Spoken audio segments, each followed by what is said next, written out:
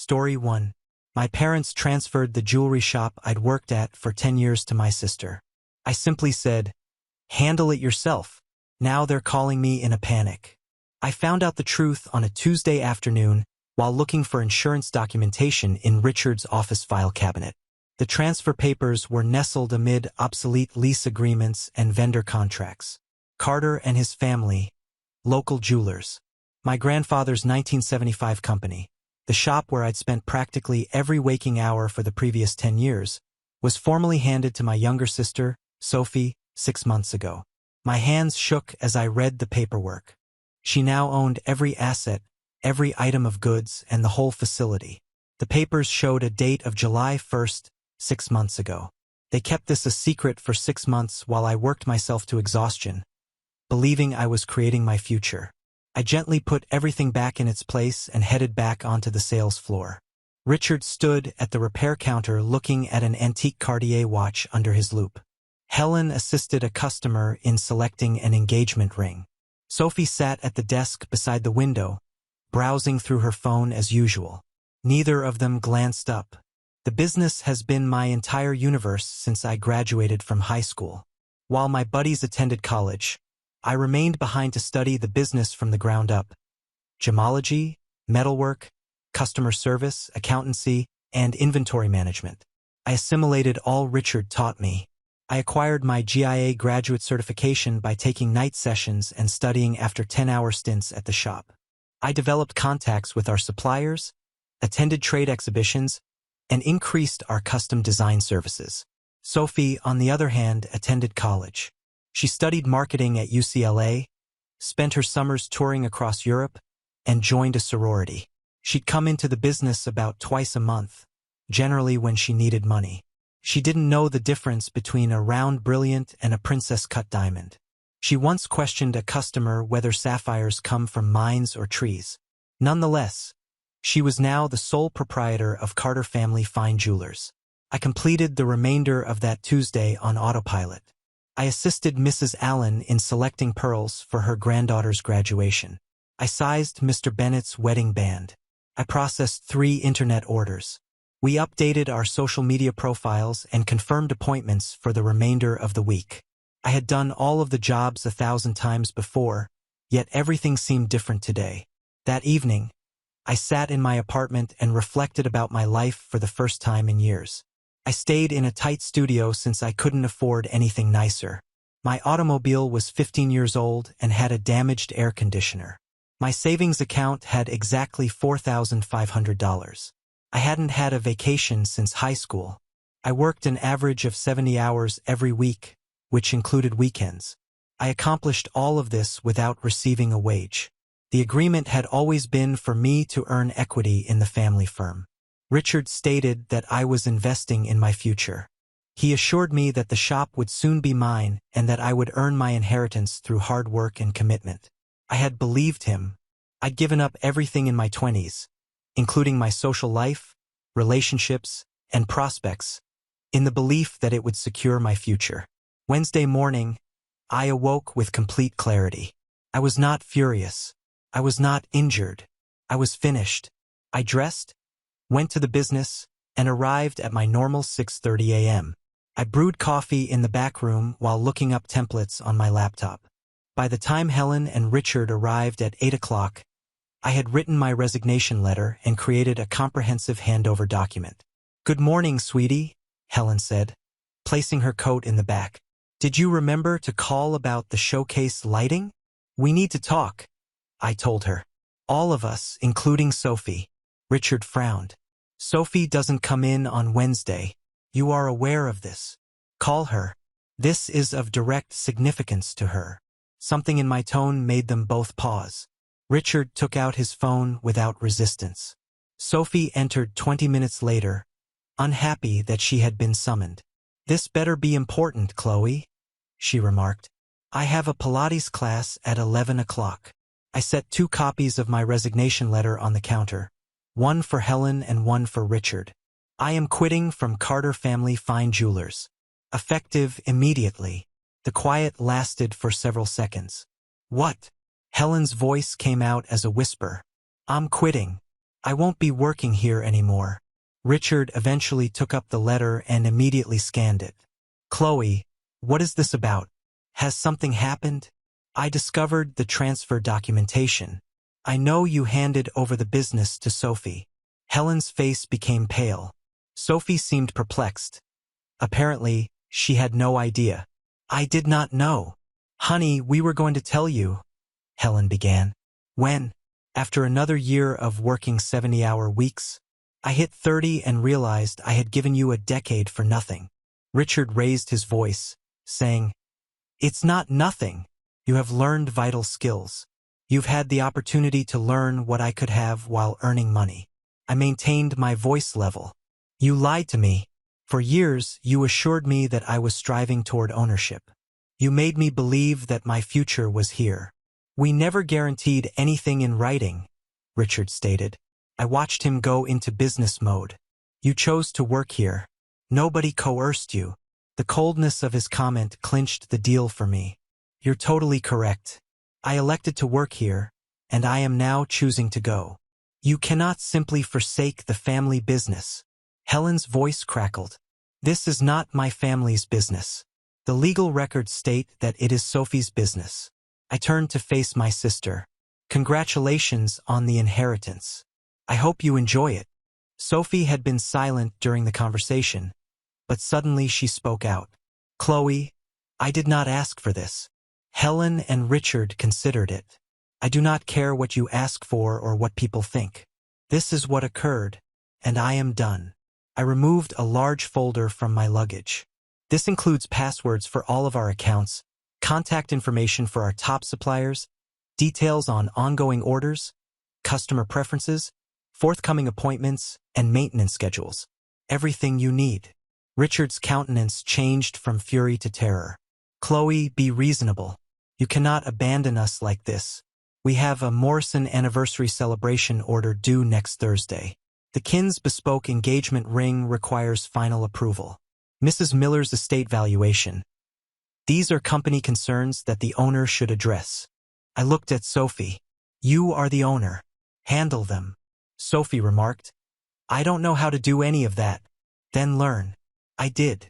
I gathered my personal belongings from the back office, including a few books, my favorite mug, and a photograph of Grandpa Lawrence from before his death. Everything else belongs to the shop.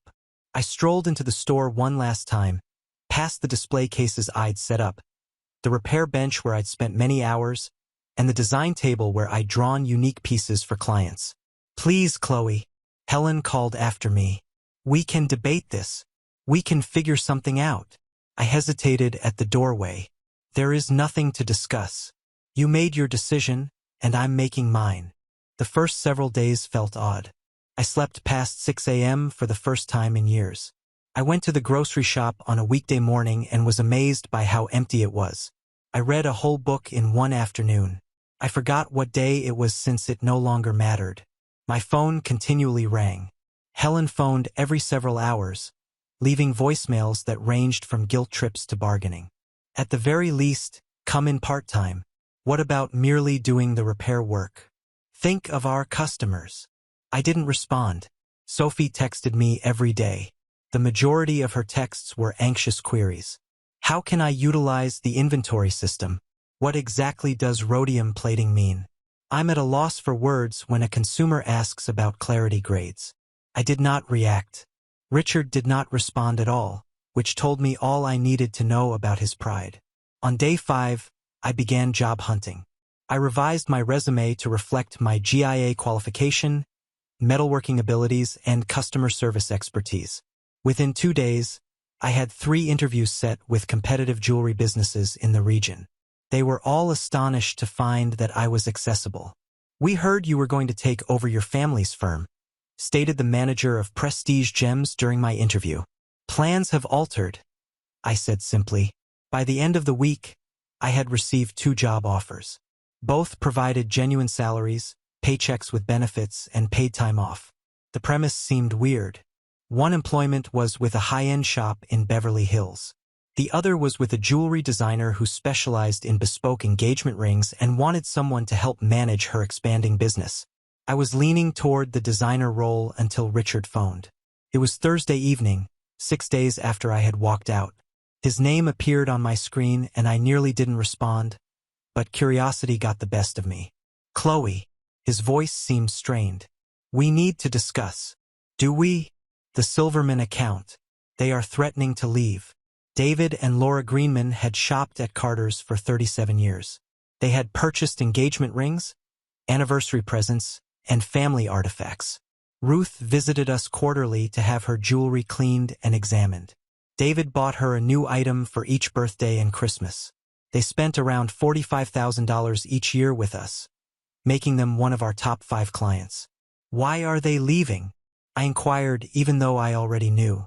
Ruth came in yesterday during her quarterly cleaning appointment. Sophie was unaware of the required procedures. She tossed Ruth's classic Tiffany jewelry in the ultrasonic cleaner without examining it first. The artwork contains fine filigree work that was destroyed. Ruth was upset. I closed my eyes. The ultrasonic cleaner was extremely strong, potentially damaging some types of jewelry. That was something I learned throughout my first month. It was fundamental information. Sophie attempted to explain, Richard persisted. But she made everything worse. She volunteered to fix it, but then revealed she has no experience working on old things. Ruth inquired where you were, and Sophie said you didn't work here anymore. Ruth wants to deal with you personally, or they'll take their business elsewhere. I see. Chloe, this is serious. If we lose the Greenmans, others may follow. You are aware of the modest size of the jewelry community here. Word spreads. It does. Silence spread between us. I could hear him breathe. I could envision him in his office, most likely seated at the desk where I discovered the transfer documents. What do you want me to do, Richard? Come back. Talk with Ruth. Repair the bracelet. Smooth things out. No, Chloe. You handed over the business to Sophie. This is her problem to tackle. She can't handle it. You know she can't. Then maybe you should have considered that before giving her the business. We assumed. He faded off. What did you think? That I will always labor for free? That I would be grateful to serve my younger sister for the rest of my life? We believed you'd understand. Sophie requires security. She lacks your abilities and work ethic. The business will provide her with stability. Something about the phrase made me giggle, a harsh, unpleasant sound. So, because she is less capable, she is entitled to inherit everything. That is your logic. That's not what I intended. Richard, let me explain something to you. I spent 10 years understanding this business. I gave up my youth, my education, and my social life. I did it because you had promised me a future. You lied. And now that your deception is catching up with you, you expect me to bail you out. This isn't only about me. This is about the family's legacy. This firm was created by your grandpa. Don't you care about that? Nobody cared more about it than I did. But Grandpa is no longer alive, and his business appears to have been taken over by someone who cannot even securely clean a bracelet. That was not my doing. Chloe, please. I am requesting your assistance. Yet I am declining. I took a breath. But I'll offer you some free advice. Tell Sophie to contact Lena Hughes at Heritage Jewelry Restoration. Lena specializes in old items. She will be able to fix the Tiffany bracelet. It will cost you, but she is worth it. What about Ruth? She wants to speak to you. Ruth has my number. If she contacts me directly, I'll speak with her, but I won't go inside that business to solve your concerns. This is petty, Chloe. This is not like you. You're correct. The old Chloe would have run as soon as you called. The old Chloe would have corrected everything, asked for nothing, and continued to labor for free. However, that Chloe does not exist anymore. You murdered her when you went forward with the transfer paperwork. I heard him inhale hard. We did not fabricate anything. It was a family choice. A familial choice that I was not involved in. Interesting definition of family. Your mother and I had a long discussion about it. We did what we felt was best. Who is it best for? Definitely not for me. He was silent for a long time. What do you want, Chloe? Money? We can put you on a salary. $25 per hour. $25 per hour? I have a GIA certificate and 10 years of specialized expertise. I've been offered $50 per hour plus perks and a percentage on sales. Another lapse in stillness. Who offered you that? Does it matter? Are you genuinely planning to work for our competitors? They're not your competitors. They are my employers. There is a distinction. Chloe, I'm asking you once again.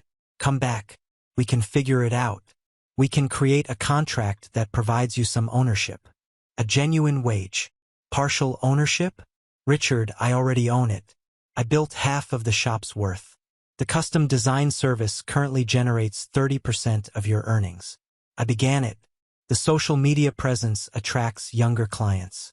Me. Our association with Emerald City Gems allows us preferential access to premium stones. That took me 4 years to cultivate. Then don't toss it all away. I am not throwing anything away. You already did this when you signed the paperwork. So this is vengeance. You're going to stand by and watch the business fail. His words remained in the air. I wondered whether this was payback. It didn't feel like vengeance. Revenge suggested rage and a desire to harm. I didn't feel furious anymore. I felt liberated. I'm not going to stand by and watch anything. I am going forward in my life. If the business fails, it is because the person you hired cannot operate it. That's the result of your decision, not mine. We cannot lose the Greenmans. I responded calmly, let the air handle it, and ended the conversation. I sat in the solitude of my flat, phone in hand, and felt only comfort. Ruth Greenman called me that evening. We chatted for 20 minutes. I apologized for the incident, told her that I no longer worked at Carter's, and provided her Lena Hughes' contact information. I also explained that Gemstone Studios in Pasadena had a good reputation and would handle her pieces with care. Ruth expressed regret that I had departed. You were always a pleasure to deal with, informed and attentive with my things. Thanks, Mrs. Greenman. This means a lot to me. David and I will need to evaluate where we conduct business. Carter is not the same without you. After we hung up, I felt a tinge of shame. When I recalled the transfer documentation, the guilt vanished. I'd given that company everything. They had offered me nothing in return. The weekend passed peacefully. I took a position with Isabel Hayes, a bespoke engagement ring designer who had been featured in Vogue and had a 6-month waiting list for her designs. My starting date was planned for the following Monday. The annual compensation was $90,000 plus a commission on any designs I contributed to. Provided health insurance, 2 weeks vacation, and a 401k match. I had been working for free for 10 years. Now I was earning $90,000. The week before I started my new work seemed strange. For the first time since high school, I had real free time with no guilt attached. I attended a yoga lesson on Tuesday morning. On Wednesday, I caught up with my old friend Lily for lunch, whom I hadn't seen in over a year since I was always too busy at the shop. She had scarcely recognized me at first. Oh my God, Chloe, you look different, more comfortable or something. We caught up over sushi and I told her everything. She listened with increasing indignation, her California roll forgotten on her plate. Are you kidding me? They just handed Sophie everything after you had effectively run the company? Apparently, I was too competent to require an inheritance. Lily shook her head. That's the most bizarre logic I've ever heard. So, they penalized you for doing well in your job. Something like that. Well, screw them. You're going to be fantastic in this new position. Isabel Hayes is legitimate. I have seen her art all over Instagram. This is your chance to gain credit for what you do. She was correct. On Thursday afternoon, I headed to Isabel's studio in Silver Lake to sign my job contract and be orientated before my formal start day. I felt something change inside me as soon as I went inside her workstation. The studio was light and spacious with floor-to-ceiling windows that let in beautiful natural light. Her design table was orderly yet lived in, with designs tacked on a large corkboard and jewels arranged in little glass dishes. Chloe, welcome. Isabel was in her early 50s with silver-streaked black hair twisted up into an untidy bun and paint-stained fingers. She wore jeans and a basic black t-shirt, which was a stark contrast to the traditional business gear my mother insisted on at Carter's. "Come in and let me show you around." She took me through every detail of her procedure. Unlike my father, who hoarded information as if it gave him power, Isabel freely shared everything. She gave me her supplier contact information, pricing algorithms, and client management system. She showed portfolios of previous work and described her design concept. "I believe in partnership," she explained. "You're not simply here to carry out my vision. I want your thoughts and creativity. Some of my finest work has resulted from brainstorming with my staff." We spent 3 hours together that afternoon, and she asked about my experience, training, and the styles I was drawn to.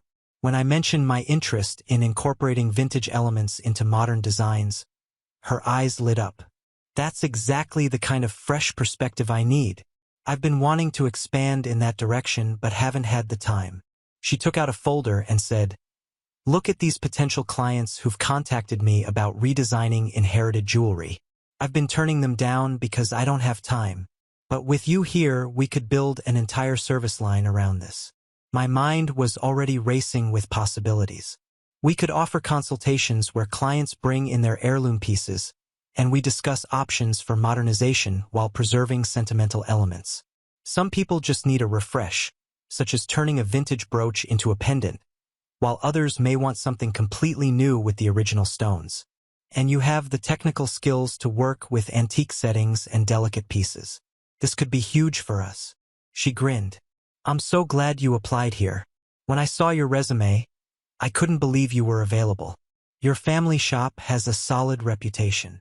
"Had," I corrected gently. "It's now under new management." "Their loss," Isabel said simply. "Seriously, Chloe, I've been in this business for 28 years. I recognize talent when I see it, and I know that when someone has been undervalued, they will thrive here." I left her studio feeling lighter than I had in years, perhaps ever. This was what work was supposed to feel like. Energizing rather than draining, collaborative rather than isolating, and appreciated rather than taken for granted. Sophie arrived at my flat on a Sunday afternoon. I nearly didn't answer the doorbell, but she yelled through it. "Chloe, please, I just want to chat." I opened the door. She looked exhausted. Hair pulled back messily, no makeup, dressed in sweatpants. So different from her usual polished appearance. "Can I come in?" I stood aside. She walked in and immediately started crying. "I can't do this," she sobbed. "I don't know what I'm doing. Every day is a disaster. Mr. Allen came in yesterday about his wife's ring repair, and I didn't know what he was talking about. I couldn't find the paperwork, so he got angry and left." Sophie continued, "Mrs. Miller called about her estate appraisal appointment, and I didn't know what information I was supposed to gather. Why did they do this? I never wanted the shop. I don't know anything about jewelry. I can't tell good stones from mediocre ones. I don't understand half of the terminology. A customer asked me about conflict-free diamonds yesterday, and I had no idea what she meant. Did you ask Helen and Richard why they transferred it to you?" She nodded, wiping her eyes. "They said you were strong enough to make your own way. They said I needed the security more than you did. They said it didn't matter because you'd still be running everything anyway." There it was. The truth was revealed. They gave Sophie ownership because they assumed I'd keep doing all the work regardless. They counted on my loyalty, dedication to Grandpa Lawrence's legacy, and inability to walk away. "What do you want from me, Sophie?" "Help, please. I'll pay you. We can make you a partner or something, and I'll split the ownership with you." "No, Sophie. You came here because the firm is failing, not because you feel awful about what occurred. If everything was going well, would you be here asking to share ownership?" She didn't respond, which was sufficient. "Here's what's going to happen," I said.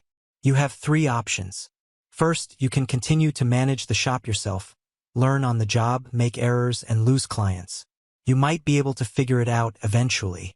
Second, you may engage a professional jeweler to handle everything. It will reduce your profits, but the firm may survive. Third, you can sell the firm while it is still valuable. I cannot sell it. It has been in our family for generations. Then select option 1 or 2. What about option 4, where you return? That does not exist. She gazed at me. Do you truly hate us now? I do not detest you. I'm done being taken advantage of. I did not take advantage of you. Perhaps not purposefully, but you profited from it. You attended college while I worked. You traveled while I was locked in the store. You developed a social life, but I built someone else's business. And now you own the firm while I possess nothing. That is not my fault. It isn't. But it's also not mine to repair. Sophie departed shortly after that, still in tears. I felt sorry for her. She'd been caught in the thick of our parents' bad planning, but my pity only went so far. She may have declined the transfer. She may have requested that I be included. She had also made her own decisions. Monday morning, I began my new work. Isabel Hayes' studio was nothing like Carter's. It was modern, inventive, and focused on artistic merit rather than just sales numbers. She taught me new skills, demonstrated her creative process, and entrusted me with key clients. That first week, I worked 40 hours and received my first paycheck. When I opened the mail on Friday afternoon and saw the actual check, $2,000 after taxes, I sat in my car crying. Not sad tears, but relief, affirmation, proof that I had made the correct decision. I cashed the check and headed straight to Target. For years, I'd put off updating essential items since I was constantly broke. Now, I purchased new towels that were not threadbare, a quality set of kitchen knives, linens with an actual thread count, and other simple items that most people take for granted but that I considered luxury. That weekend, I began thinking seriously about my future in a manner I had never done before. With genuine income, I could plan, save, invest, and create something for myself. I started a Roth IRA and looked into continuing education classes. I created a Pinterest board for my ideal studio space. Something that appeared excessive and unachievable only a few weeks ago now appeared doable someday. I met my first customer during my second week at Isabel's. Olivia requested a handmade engagement ring for her girlfriend's proposal. Isabel attended the consultation, but I took the lead. Tell me about her, I said. What are her favorite things? What is her style? Olivia's expression relaxed. She is a marine scientist who is completely infatuated with the water. She wears a lot of silver and turquoise. However, I'd want something more beautiful for the engagement ring. Something that reflects her hobbies while being polished enough for everyday wear. My thoughts immediately began to work. How about an aquamarine center stone? It is the hue of tropical seas, a clear blue-green. We could set it in platinum with a wave-patterned ring. Subtle enough to be timeless yet important to her particularly. Olivia's eyes widened. That is perfect. That was exactly what I couldn't say, but knew I needed. We spent an hour together drawing concepts and exploring stone alternatives. By the end of the consultation, Olivia had approved a design and made a deposit. After she departed, Isabel approached me. That was masterful. You read her correctly and offered her something personal without sounding trite. That is an uncommon skill. Thank you. I enjoy the puzzle aspect of it. Figuring out what someone truly wants, even if they are unable to communicate it. You're outstanding at it. I'm adding your name on the website as a designer. Clients may request to work with you specifically. My name appeared on a professional website as a designer, not as the owner's daughter or the girl who works at Carter's. Chloe Carter, jewelry designer. The calls from my parents persisted but were less frequent. Richard attempted fury. You are ruining your family for pride. Helen attempted guilt. Your grandfather would be very disappointed. Neither approach worked. 3 weeks after my departure, I learned via a mutual acquaintance that Carter Family Fine Jewelers had lost 4 big customers. The Greenmans, the Kins, the Millers, and the Bronson family were all loyal clients who had expressly requested me and were informed that I no longer worked there. I also learned that Sophie had recruited a manager, a recently retired jeweler called Jack Turner. He was competent enough to keep the firm going, but his pay and perks were drastically reducing their profit margins. For weeks later, Helen called in a new tone. Chloe, we need to talk about the financial situation. How about it? The firm is floundering. We've lost too many critical clients, and Jack's compensation is significant. We are barely breaking even right now. That is unfortunate. We were wondering whether you would be prepared to invest in the firm. We might offer you a share in return for funds if you agree to consult on critical issues. I nearly laughed. You want me to pay money to own a portion of the business I built? That is the only way to express it, Helen. The answer is no. We are family, Chloe. Families do not lie to each other for years. Family does not steal a person's future. We did not steal anything. We made a business decision, and I'm making one as well. My option is to invest my time and energy in my own future, not yours. She hung up without saying goodbye, and I jumped right into my new role. Isabel recognized my abilities and increased my responsibilities, and within 2 months I was designing my own custom engagement rings for clients who had specifically requested them. My designs were featured on Isabel's Instagram, which had over 220,000 followers, and I began to build my own reputation. One Saturday afternoon, approximately 4 months after leaving Carter's, I ran into Ruth Greenman at a coffee shop. "Chloe," she smiled brightly. "How wonderful to see you. I've been following your work with Isabel Hayes. Absolutely stunning designs." "Thank you, Mrs. Greenman. That means a lot. David and I have been shopping at Gemstone Studios, as you suggested, and they're lovely, but we miss your personal touch." She paused. "We're celebrating our 45th anniversary next month, and David wants to commission something special for me. Would you be available?" Ruth Greenman, one of my parents' clients, was now my client.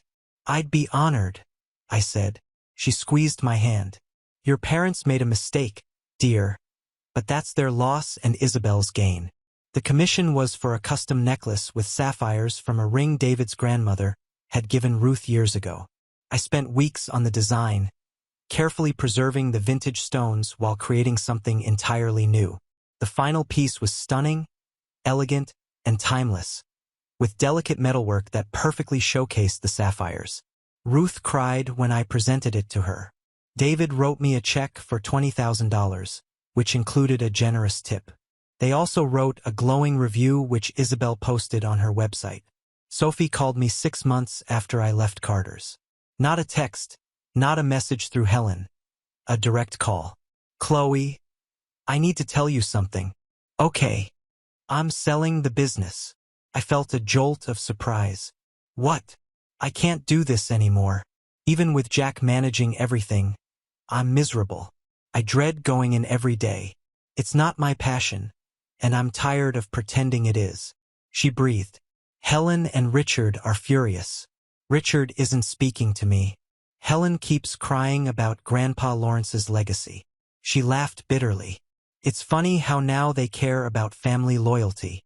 I'm sorry you're dealing with that. I'm sorry for putting you in an impossible situation, for giving you something you didn't want and expecting you to want it anyway. And for what it's worth, I should have said something when they did the transfer to make sure you were included.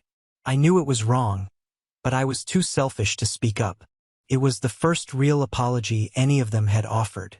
Thank you for saying that. The sale should finalize in about 2 months. After fees and debts, I'll net around $900,000. I'd like to give you half." I hadn't expected that. "Sophie, please. It's not about the money. It's about doing something right. You built half of the value of that business. You deserve half of the sale." We talked for another 20 minutes, and she told me about her plans. She was going back to school for a master's degree in environmental policy, which she had always been interested in. She seemed lighter, relieved. When the check arrived 8 weeks later, I stared at it for a long time. $450,000. Helen and Richard sent me one final message, a joint email, the day after the business sale was completed. "We raised you better than this, Chloe, and we hope you're happy now that you've destroyed your grandfather's legacy. You've made it clear where your priorities lie." I deleted it without responding. I used some of the money to pursue my GIA graduate gemologist diploma, the highest credential in the field, and to begin developing a business plan for eventually opening my own studio. A year after I'd walked out of Carter Family Fine Jewelers, I was thriving. My custom designs for Isabel's studio were featured in 3 major publications. I'd started seeing a wonderful man I met at a gallery opening, someone who had his own work and hobbies and didn't want me to give up everything for someone else's goals. And I'd reunited with Sophie, whom I saw for coffee every few weeks. She was excelling in her graduate program and appeared genuinely happy for the first time in years. "Do you ever miss it?" she asked me one afternoon. "I mean, I miss Grandpa, but not the shop itself." "Have you spoken to them?" "Occasionally. They're still angry at both of us. You for leaving, me for selling. Richard says we're ungrateful. Helen keeps trying to guilt me about the family legacy." Sophie stirred her latte. "I believe they don't understand what they did wrong. They probably don't. In their minds, they were being practical. Give the business to the daughter who needs help. Assume the competent daughter will stick around anyway out of loyalty. But is that really so wrong from their perspective?" I thought about it. Maybe not wrong exactly, just incredibly short-sighted. They gambled that I'd value family loyalty more than my own future, and they lost that bet. Sophie smiled sadly. "We both disappointed them by wanting different things than what they planned for us. That's their problem, not ours." 2 years after things went apart, I started my own studio, Chloe Carter Fine Jewelry, specializing in custom engagement rings and heirloom redesigns. Isabel was entirely supportive of the move and was thrilled to see me strike out on my own. My inaugural reception was filled. Ruth and David Greenman came, as did dozens of other clients I'd worked with over the years. Former suppliers I'd built relationships with sent congratulations. Isabel gave a tear-jerking speech about my talent and work ethic. Sophie also came, bringing her girlfriend, Emily, and a bottle of expensive champagne. It was a beautiful space in a good neighborhood, filled with my own designs and vision, with no lies or broken promises. Just me building something truly mine. My parents did not attend the opening because I had not invited them. Richard called me 3 years after I discovered those transfer documents. It was the first time we'd spoken since that conversation about the Greenman account. "Chloe, Richard, I saw an article about your studio in Los Angeles magazine, and your work is very impressive. Thank you. And I wanted to apologize. Your mother and I handled things badly, making assumptions about what you wanted and what you'd accept, and we were wrong. I waited. We thought we were doing what was best for the family. We thought giving Sophie the security of the business made sense because you were always so capable. We didn't realize we were taking advantage of you." "No, you didn't. Can we try to rebuild our relationship? Not the business relationship, the family one." He cleared his throat. I looked around my studio at the designs I'd created, the life I'd built, the future I claimed for myself, and everything I'd accomplished in the 3 years since leaving Carter Family Fine Jewelers. "Maybe," I said finally, "but it's going to take time. And it starts with you understanding that what you did wasn't just bad business. It was betrayal. Do you? Because you're apologizing after I've become successful. Would you be calling if my studio had failed? If I'd ended up broke and struggling?" He didn't answer right away. I'd like to think I would have, but honestly, I don't know. At least that was honest. We talked for a few more minutes and he told me about retirement and how strange it felt not to have the shop anymore. Helen was volunteering at a local museum. They downsized to a smaller house and life had moved on without me. Before we hung up, he remarked, "Your grandfather would have been proud of you, Chloe." Those remarks meant more than they probably should have because I'd spent so much time working for Grandpa Lawrence's legacy, trying to respect his memory by protecting what he'd established. It required a lot of guts to start your own firm from scratch. After we hung up, I sat in my studio as evening light filtered through the windows. My phone showed a dozen messages. Clients confirming appointments, a supplier sending updated inventory lists, Isabel checking in on a collaborative piece we were working on. And I thought about Chloe. That version of me had believed her worth was tied to a business she could never truly own, to family approval she'd never actually receive. But this version of me knew better. I'd learned that walking away isn't giving up. It's sometimes the bravest thing you can do, and that family loyalty shouldn't necessitate self-destructive behavior. I'd learned that people who truly value you won't wait until you're successful to apologize for how they treated you when you weren't. Most importantly, I'd learned that building something of your own, even if it means starting from scratch, is worth more than inheriting something that was never really yours to begin with. The heir can handle it, I had told my father that day. He called in a panic. And I'd meant it, because I'd become my own heir. Now on to the next story. Story 2. He called me his servant in front of everyone, so I moved out without a word. Now he's broke and his mom calls me nonstop. Hello? My name is Serena. I'm 27 years old and female. Plus, Albert, 28, my boyfriend of nearly 2 years, if you can call it that, and I had been living together for about 13 months. It isn't a charming, oh my god. We moved in for love situation. It was mainly practical. His lease was up and my apartment was falling apart. And not gonna lie, I thought it would be fun at first, and it was, until it was not. I'll go back to that. So this weekend, we were invited to this party.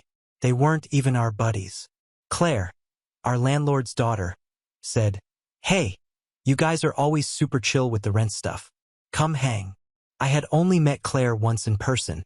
She prefers group messages for rent reminders over face-to-face interactions.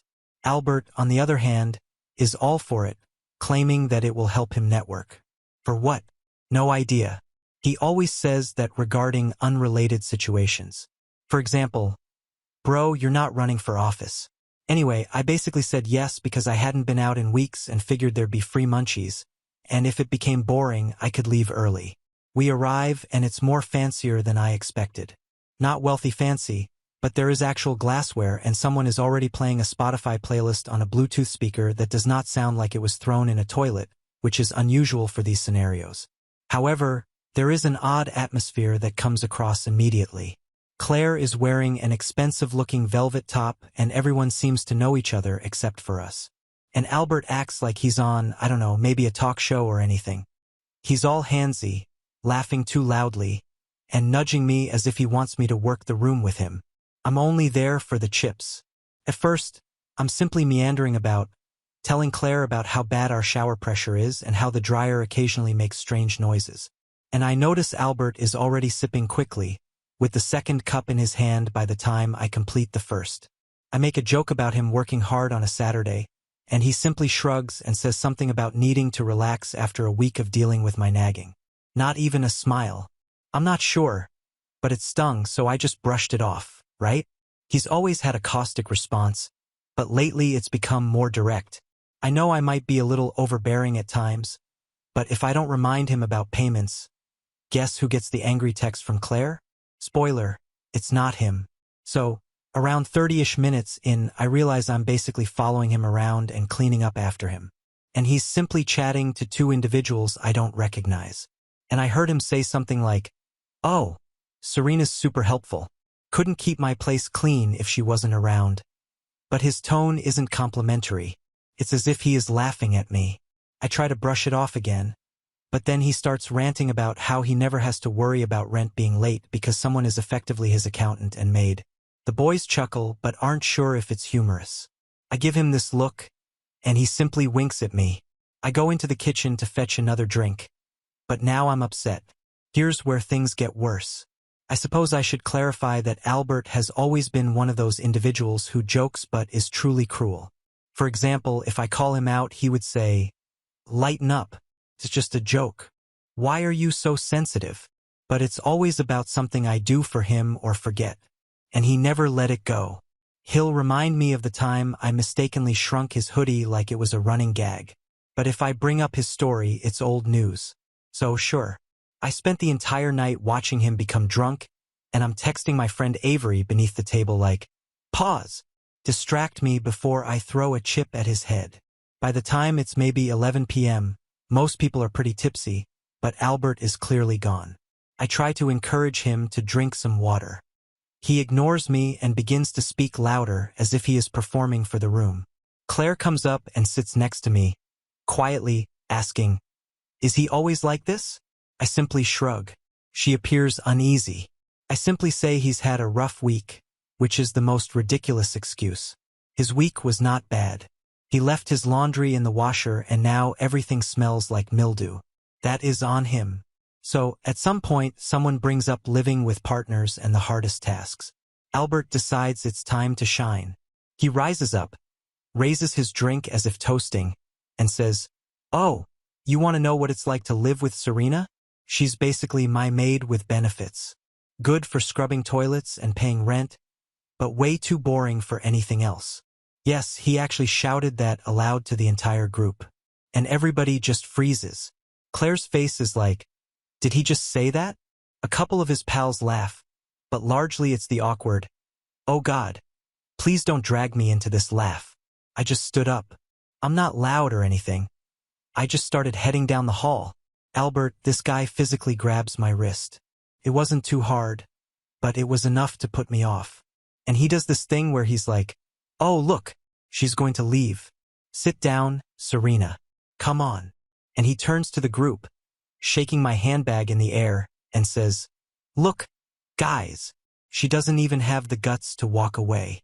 Pathetic, isn't she?" People truly laugh. Like, not all of them, but enough to make my face hot. Claire is simply staring at the floor. I pull my wrist away. He doesn't let go at first, but I pull it. I'm not going to lie, it wasn't gentle. And I simply stand there for a moment, unsure what to do, because I don't want to make things weirder. But I'm not going to cry in front of these folks. So I sat back down. I take my purse from his grasp and simply place it on my lap. He's still standing there trying to garner more chuckles, but it's losing steam. For the following hour, I scarcely moved. I scroll through my phone, pretending to text, but all I'm doing is staring at my lock screen. I'm thinking of all the times I took up his slack, covered for his late payments with Claire, and did his dishes when he forgot. And I feel like a complete idiot because this is the person who, when we first started dating, would bring me coffee in bed and tell how much he loved me. Now I'm merely the target of his maid jokes. Eventually, a couple of individuals approach me and clumsily inquire about my well-being. I just claim I am all right. I am just weary. Claire sits next to me and gently says, "You don't have to stay." But I just shake my head because I don't want to raise a scene. Plus, Albert is still lingering around the door as if he is defending it. He's resting against the wall, scrolling through his phone, and I see him type something on Instagram. I know he's probably messaging his group chat about how nuts I am. I really want to leave, but every time I rise up, he gets in the way. Claire tries to go past him to let her dog out, but he ignores her and blocks the hallway until she actually pushes him out of the way. He slips a little, nearly drops his phone, and gets angry at her for shoving. But she simply instructs him to move. I see all of this and think, okay, so it's not just me. He's just like this. I guess he has to be the center of attention at all times, and if he feels ignored, he brings everyone down with him. It's very evident. Now that I'm paying attention, my phone keeps buzzing all night. I receive texts from Avery wondering if I'm okay, and I just answer, "It's fine. I'll call her later." I also got a couple of texts from my mother, which is strange because she never texts this late, but she's asking if I'll come by tomorrow. I almost respond only to have an excuse to go, but I don't want to start something in front of these folks. I know if I go, he'll make a fuss, so I'm simply waiting. Finally, it's approximately 2 a.m. and many are leaving. I get up, take my coat, and start towards the door. Albert stands there, arms folded, and just stares at me. I do not say anything. I just walked past him. He mutters something beneath his breath. I couldn't tell what it was. Probably more of the same. I step outside and stand on the porch for a minute, trying to regain my breath. Claire comes out to hand me my charger. I left it plugged in. She glances at me as if she's about to say something, but she does not. Just instruct me to text her about the dryer if things become worse. I nod, thank her, and then go. The walk home took about 10 minutes, and I spent the entire time replaying everything in my thoughts. I get to our apartment, go directly to bed, and don't say anything to Albert when he eventually enters, slamming the door behind him. He doesn't even glance at me. He simply kicks off his shoes and walks to the bathroom. I lie there going through Reddit, entering stuff into my notes app to ensure I don't forget anything. So that's how my Saturday night went. I'm so angry I'm shaking. I'm not sure what I should do next, but I'm not going to let this slip. If anyone is interested, there will be a second installment. I just had to get this out. I apologize if this is a disaster. I'm still really angry. Update 1. Okay. I didn't expect I'd be back so quickly, but a lot of you requested the next chapter, and typing it down is stopping me from screaming at my phone. Plus, I believe I'm still too upset to do anything else right now. I'm not sure if this is even readable. I'm operating on about 4 hours of sleep and a large iced coffee, which isn't helping my anxieties. Okay, here we go. So, I woke up after that disastrous party, checked my phone, and the alerts were crazy. Albert's parents missed 20 calls. His mom sent him texts with messages such as, "Please call us. Are you okay? What's going on with Albert? Can we talk?" He even missed FaceTime with his sister and gal. I just set my phone to quiet and stared at the ceiling for a while. Couldn't deal. Albert was snoring on the couch, which is unusual because he rarely sleeps there unless he's trying to be theatrical. But I believe he passed out after arriving home. I walked past him to fetch some cereal and he simply said something and rolled over. Oh, and the kitchen was filthy. For example, last week's Solo cups were still available. The sink was full of his dishes. The counter was sticky from when he attempted to make homemade margaritas and spilled sugar everywhere. It looked like someone had hosted a toddler party there and neglected to clean up. I just stared at it thinking, I'm the only one who ever does any of this, every single time. I can't recall the last time he took out the garbage without being reminded. He always claims he's just lousy at seeing messes, but he notices when I miss a spot. I sat with my coffee trying to figure out what to do. I could just leave. I may text Claire and inform her that he is now responsible for the rent. I could pack my belongings and stay with my mother or Avery for a few days. But really, I want him to feel it.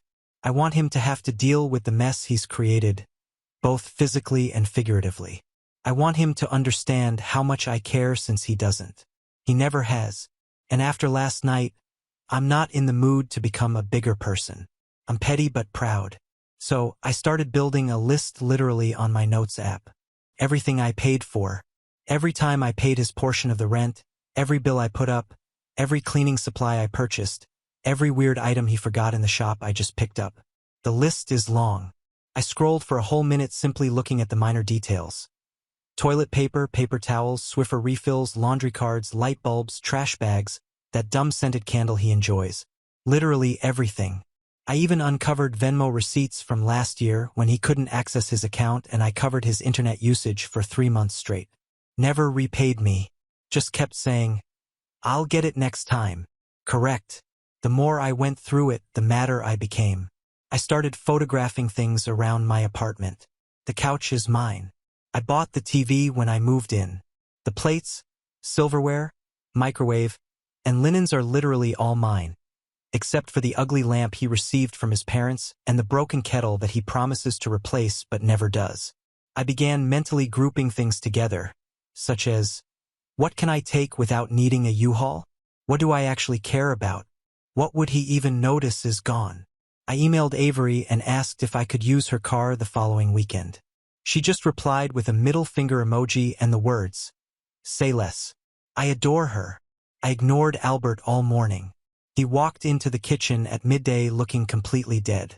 He made a huge show of pouring water and massaging his temples. I sat there scrolling through my phone, not trying to be engaged in making him breakfast. He eventually tried to make small talk, stating he couldn't recall anything from the previous night. I just answered, you said enough. He looked perplexed for a moment, then became defensive, saying, oh, come on. You know I was kidding. Everyone jokes like that. I just gazed at him and did not respond. He got furious and returned to the couch. My mother called again and asked if I was coming to supper. She could see something was wrong, but I only replied I wasn't feeling well. I would text her later. She inquired if Albert was coming, and I chuckled. She didn't push, simply told me to call if I needed anything. I should have told her then, but I didn't want to go through the whole "we warned you about him" speech. Parents never let it go. Albert spent the remainder of the afternoon on his phone surfing TikTok and texting with his friends. I heard him giggle several times.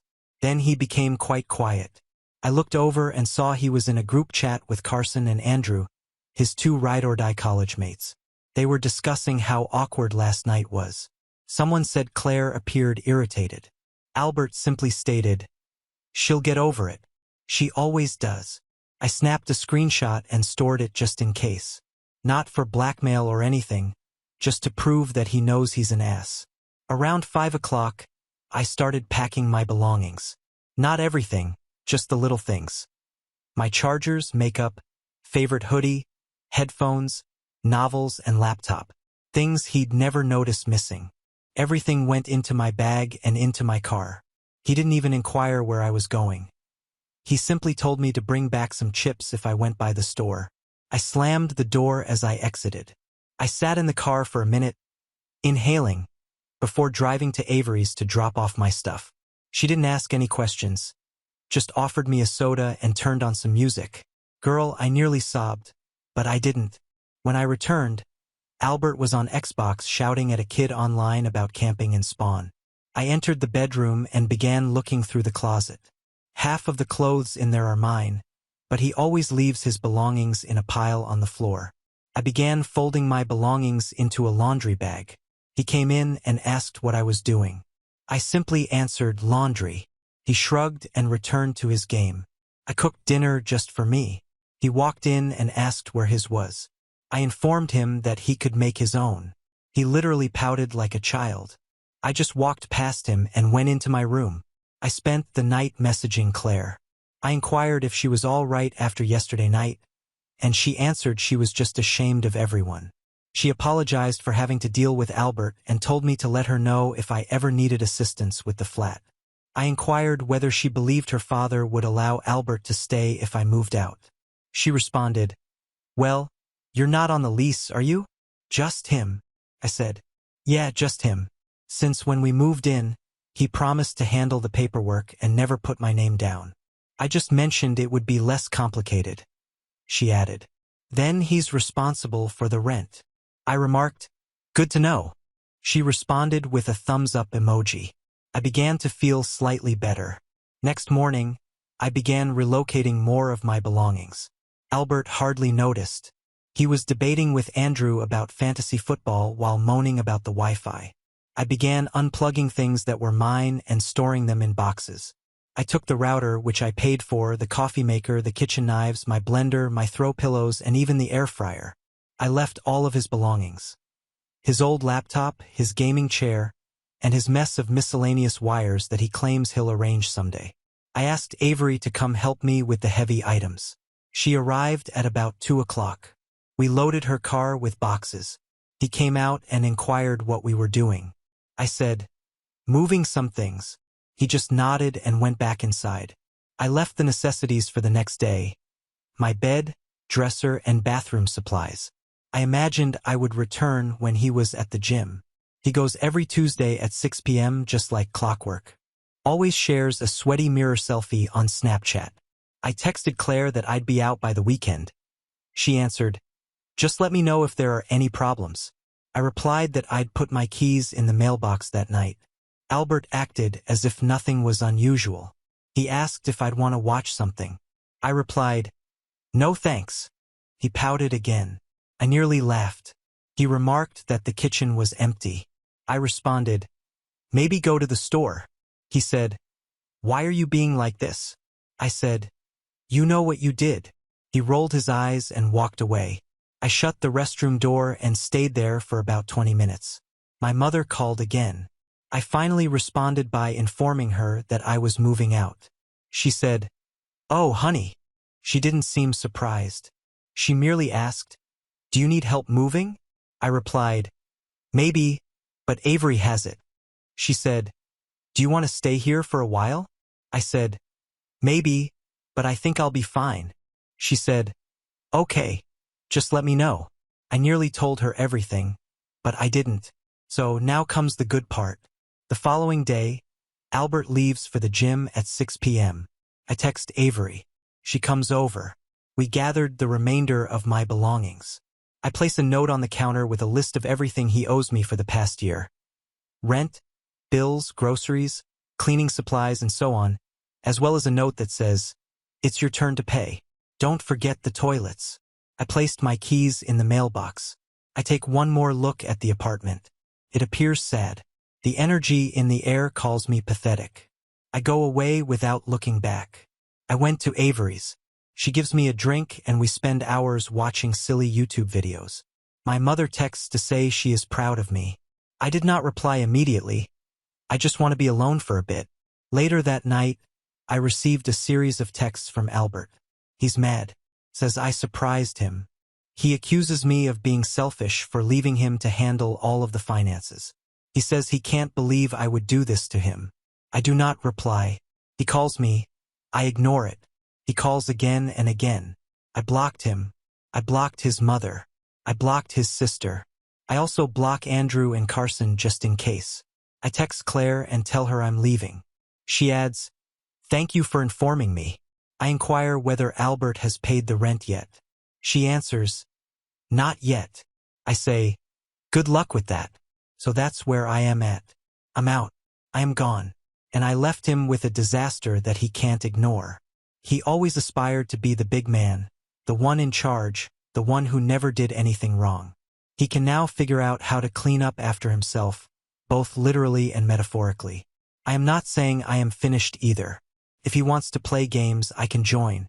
But for now, I'm going to let him stew. Perhaps now he will know who is truly sad. Please let me know if you would like any additional updates. I have a hunch this isn't done yet. Update 2. Okay, I'm not going to lie. I didn't expect to be posting again so soon, but folks kept asking for updates, and honestly, things became messier than I thought. I also need a place to vent because if I keep ranting about it in my group chat, Avery will show up at my house with a bottle and a baseball bat. And I'm not sure who she'll hit first, me or Albert. So shortly after I moved out, I assumed Albert would just ignore me. Maybe attempt to trash talk me in front of his pals and then just deal. But no, he went full drama mode. I'm barely even out of Avery's car when I get the first angry text, followed by another, then another. All capitals, too. He claims I set him up, that I'm wrecking his life and that his parents are panicked because they thought I was missing. And now they're phoning him constantly, asking what happened. Like, buddy, maybe you should have considered that before calling me your maid in a crowded setting. Anyway, I disregard everything since I'm not going to play into his hands. Avery keeps telling me to block him, which I already have, but he starts using different numbers. Send me a direct message on Instagram, then on Facebook, which I haven't checked since last year. I simply leave everything unread. I guess he's hoping I'll come back just to stop him up, but not now. What I didn't foresee was how quickly his financial issues would escalate. Claire texts me around 2 days after I left, wondering if I know when Albert will pay rent. I just gave her a screenshot of his latest, "I'll get it next time" text and stated, "Not my circus anymore." She responded with a bunch of laughing emojis and a yikes. He apparently informed her that I would cover for him if there were any problems, which is ridiculous considering I literally told her I was leaving. I assume he figured I'd continue running his errands from a distance.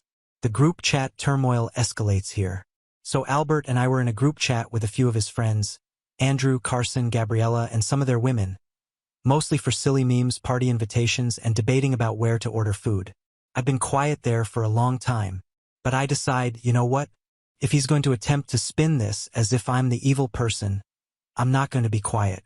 So I send a message, not in fury, but just facts. Hey, since Albert keeps messaging me about abandoning him, here's all the rent receipts. Here's the stuff I paid for. Here's screenshots of his maid with benefits joke and his texts about having me trained. Not trying to start a war, just clearing up the facts. Not going to lie, that conversation blew up. 2 of the guys attempt to defend Albert, claiming that he was just intoxicated and didn't mean it. Gabriella claims she always believed he treated me poorly and is relieved I finally left. Andrew claims I'm being dramatic, but I simply send a photo of the letter I placed on the counter with the total amount he owes me for the year. Silence for about an hour after that. Carson ultimately texts me privately asking whether I'm fine and if I need any assistance moving anything else. I say, "I'm fine, but thank you." And he simply responds, "Albert is having a rough time." I don't respond. Meanwhile, Claire informs me that her father is now involved since Albert failed to pay rent for the first time in his life and attempted to blame me as well, which, like, good luck. My name isn't even on the lease. Her father is upset and informs Albert that he has 1 week to pay or he will leave. I can almost see Albert attempting to argue his way out of it. All phony charm, but it doesn't work this time. In normal life, I'm just trying to keep things moving. I'm at Avery's for a few days, sleeping on her couch, and we're joking about how I should bill Albert for maid services. My mother calls every day to see whether I'm all right. And I keep saying yes, but she keeps offering to bring over groceries or pick me up if I need a break. I finally go over there for supper, and she cooks lasagna without saying, "I told you so," which is her idea of a hug. He texts Avery wondering if she can talk some sense into me. She sends him a simple "don't ever text me again," and then blocks him. I appreciate her for that. He tries Carson, who simply leaves him on read. Andrew attempts to call me and I let it go to voicemail. He leaves a rambling message about Albert's awful situation and how everyone makes errors. I've simply erased it. I'm not interested in getting guilt into solving his problems. So, social pressure is actually working. People are not buying his poor me act. Claire claims her father is fed up and ready to start showing the home to potential tenants if Albert fails to pay the rent by Friday. That's about 3 days away. I'm not gonna lie, I get a little satisfaction from it. I mean, for more than a year, I've been discreetly handling everything. Cleaning up, paying bills, apologizing to Claire for late payments, and representing him with his parents. He's now on his own to answer for everything and he's struggling. The finest aspect is that there are actual consequences. Claire's father is not being nasty. He is only conducting business. He adds if Albert does not pay, he must leave. Carson tells me Albert is trying to borrow money from everyone, but no one wants to offer him anything because they all know he won't pay it back. Even Andrew, who is normally his #1 hype man, admits he has bills. Gabriella apologizes for not noticing how he treated me sooner. I just tell her it's fine. I'm all right now. I received a text from Albert's mother from a strange number, as I had blocked her primary one, asking if I would assist Albert out. Just this once for old time's sake. She says he is really suffering and doesn't know how to keep up with things. I simply emailed back, "I'm not his maid." She never responds. Oh, and this is petty, but I am not sorry. A few days later, I returned to the flat with Claire. She let me in to get the remainder of my belongings. A box of books and my old blender, which Albert never used but insisted on keeping just in case. He was there, and he tried to argue with me, saying I ruined his life and that I didn't have to reveal it. I just answered, "You did that yourself." He tried to come in my way, staying in the corridor and refusing to move. So I pushed past him. He shut the door behind me. Claire just rolled her eyes and replied, "He's not your problem anymore." I gathered my belongings and left. So, I don't know, but I think I'm finally understanding how much of his attitude was based on entitlement. As if he truly believed I'd always cover for him, clean up after him, pay his bills, and laugh at his jokes. He used to say that I was good at keeping things together, but in reality he didn't want to do anything. And when he was called out, he attempted to make me look like the villain. Now he's stuck. He has only himself to blame. And every time he tries to make me the bad guy, it only backfires. People are beginning to see through the act. Even his parents, who used to contact me for everything. "Serena, did you remind Albert to call his grandma?" "Serena, did Albert find his insurance card?" Are learning they can't make me solve it. I am not being mean, just finished. I'll keep you updated if anything else happens. But to be honest, I believe this is the beginning of him dealing with his own mess. And if you're reading this and you're the Serena in your relationship, believe me, you don't owe anyone your sanity or credit score. I suppose that's all for now, unless he tries something new, which wouldn't surprise me at all. Update 3. Okay, so this is probably going to be my last update for a bit unless something genuinely crazy occurs. Because, not gonna lie, I'm exhausted and I need to finally get on with my own work. But I promised a last wrap-up, and honestly this one is lengthy. So if you're still reading, thank you for your support, DMs, and girl same comments. I'm not used to random online strangers rooting for me, so this is very good. After the last piece, I was largely just waiting to see if Albert would pay his rent or get kicked out. And to be honest, I didn't think he'd go down without one final weak move. I was not mistaken. But first, let me start with the craziest part, his parents. So, the morning after I left for good, I still had 20 missed calls from his mother, father, and even his sister's old phone number. I'm not sure, but I kept ignoring them. And to be honest, it got to the point where I felt pity for not even responding to their texts with examples like, "I'm alive. Leave me alone." But then around midday, my phone starts blowing up again. The same numbers but with longer voicemails. His mother, frantic, asked me to just talk to her, claiming Albert is in poor form, hasn't eaten, can't sleep, and has never been like this before. I listen to about half a message, roll my eyes, and then delete it. I'm not cold-hearted, but I'm no longer his mediator. I am not his father, therapist, or maid. The next thing, and this is the bit that truly makes me want to flip a table. She begins texting my mother like my actual mother. I imagine she still had her phone number from the one time they met at a holiday event. I only discovered it after my mother called and said, is everything okay? Albert's mom says he can't pay rent and he needs you to come back and talk some sense into him. My mother simply sounded tired, as if she expected me to say I was getting back together with him.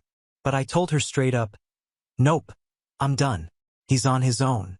Please don't answer her anymore." She simply answered, "Okay," and asked if I needed her to bring over groceries. Albert keeps calling. Now he alternates between madness and sadness. Like one moment it's "you ruined my life," and the next it's "I'm sorry. Come back. I'll change." I ignore every single call. He tries other numbers and even tries to FaceTime me. I block everything. It's really like whack-a-mole. Avery still laughs about it. She suggests I start charging him by the call. Meanwhile, Claire texts me that her father has finally given Albert the official notice. He has to go by Friday if he cannot pay. Apparently, he tried to secure an extension by claiming his ex sabotaged him. Claire's father simply stated, "It's not my business. Pay or move." Albert attempts to guilt everyone else. Carson texts me that Albert tried to borrow money from him and claimed I stole his belongings. Nope. I literally grabbed only what was mine and left the rest, including receipts. Gabriella texts me claiming Albert DM'd her and asked if she could vouch for him if Claire's father inquired about payment history. She gave him a gif of someone laughing, and that changed my night. Andrew is the only individual who does not appear to be taking sides, but that is because he dislikes drama, not because he is neutral. He texts me and says he doesn't want to become involved, which is practically his mantra in life. So, by Thursday, Claire texts me that Albert is in complete panic mode. He's behind on everything: rent, internet, and possibly even his weird subscriptions. I still receive emails regarding his previous food box service, which, not my problem. I believe he tried calling Claire's father again, and when that failed, he contacted his mother, who then called me again. This time, I picked it up mainly because I was annoyed. She begins with an entire conversation. "Please, Serena. I know he messed up, but he's so lost without you. He's not good at handling life stuff. You know how he is." I've only just stated, "Sorry, I'm not part of this anymore. You need to talk to your son, not me." She begins crying briefly, which is embarrassing, and I simply say goodbye and hang up. I believe Albert treats people this way because he has always gotten away with it. His parents, for example, lavish him with attention. His friends either dismiss it or laugh it off. And I was only the latest person to take up the slack. He gets loud when he's humiliated, jokes when he's nervous, and when that doesn't work, he just waits for someone else to come solve things. I mean, I knew he was lazy, but I never realized how much he relied on people to pick up after him until I stopped doing it. So anyhow, Friday arrives. I'm eating leftover noodles in my new house, which is just a shoe box, but it's mine. When Claire texts me, just a thumbs up. He's gone. Albert apparently did not pay and did not pack up half of his belongings. Instead, he simply left them. Claire's father indicated he could come get the rest if he wanted, but the locks had been changed and he no longer lives there. I inquired if he caused a scene. She only claims he cried briefly, slammed the door, and fled. I nearly feel awful for a second, but then I recall how he behaved at that party and I'm simply, nah, I do not. And get this, he tries to show up at my new place. I mean, literally knocking on the door. I hear it and look out the window to see him standing there, his hoodie drawn up and holding a grocery bag. I do not open the door. I text Avery, who is really in the next building over, and she comes out, stands on the sidewalk, and simply stares at him until he departs. He doesn't say anything to her, and simply walks away. Avery texts me, "Dude is lost." I block his phone number again, just in case. The next day, I received a note in my mailbox. It's from Albert, handwritten, which is unusual. He only writes when absolutely necessary. It's like 3 paragraphs of apologies, explanations, pleading for a second chance, stating he can't do it alone, that he didn't mean anything, blah blah. He even offers to repay me for everything if I return. I tear it up and discard it, not even bothering to react. So that's all, I suppose. Albert has left. I'm out. Claire's family has already started tidying the apartment for new renters. His folks tried everything, even called my mother again. She simply ignores them now. Gabriella claims Albert is couch surfing at Andrew's house, but Andrew isn't enjoying it and will probably force him out soon. Carson is still indifferent, but he emailed me that Albert is considering moving back in with his parents. I'm simply pleased I'm not cleaning up after him anymore. The next time someone deems me dull, I will simply chuckle and move on because, really, I'd rather be boring and free than be trapped cleaning up after some person who believes he's the main character. So, thanks for reading my insane story. If you're ever in a scenario where you're doing all the work and someone treats you like a helper, don't wait for a major revelation. Simply start packing. You'll be surprised at how quickly the trash clears itself. And no, I did not call his parents back. Not my circus, not my monkeys. If Albert wants to get his life in order, he could start by learning how to wash laundry or, at the very least, how to pay his own dang rent. Now on to the next story. Story 3. My wife confessed to cheating on me for 4 years because she was bored and left me. For weeks now, she wants me back. For 17 years, my wife, 39F, and I, 40M, had been wet. Our 3 girls are 11, 13, and 15. We have been together for around 23 years and were high school sweethearts. Although I don't know much, this is the only information I know. 3 days ago, my wife returned home from her job. On the 4th day, she had to go to work, but first she quickly packed an overnight bag and departed. Our oldest daughter was home when she left, so that's the only reason I know this. My wife was sobbing and upset that she was hardly able to speak. When she tried to talk to her, she was on the verge of panic. None of our calls or texts are getting a response from her. I immediately called her parents, who eventually replied that my wife is safe with them and urged me to be understanding and patient. They only said that. I attempted to get in touch with her brother, sister, and a close colleague. Her brother claimed to know nothing, and her coworker claimed that 3 days prior she had arrived at work in the morning but had left by midday. She only knew that there hasn't been any communication with my wife or the children since. We're not hearing anything from anyone. I'm trying to get by without her here with my 3 daughters. All I can answer when the kids ask me what's going on or what happened with mom is that she's with grandma and grandpa and that we should be understanding and patient. I can't help but want to swiftly load up the kids and head over there without warning. Sitting here in limbo is terrible, and it's just 3 hours away. The children believe we got into a heated argument and are divorcing, but that couldn't be further from the reality. We never argue. The children are aware of this. I'm not sure what's happening, but could someone please explain it logically? I'm trying to handle everything without her, but my current mental condition has me thinking in circles. Your spouse would be the first person you would notify if someone died.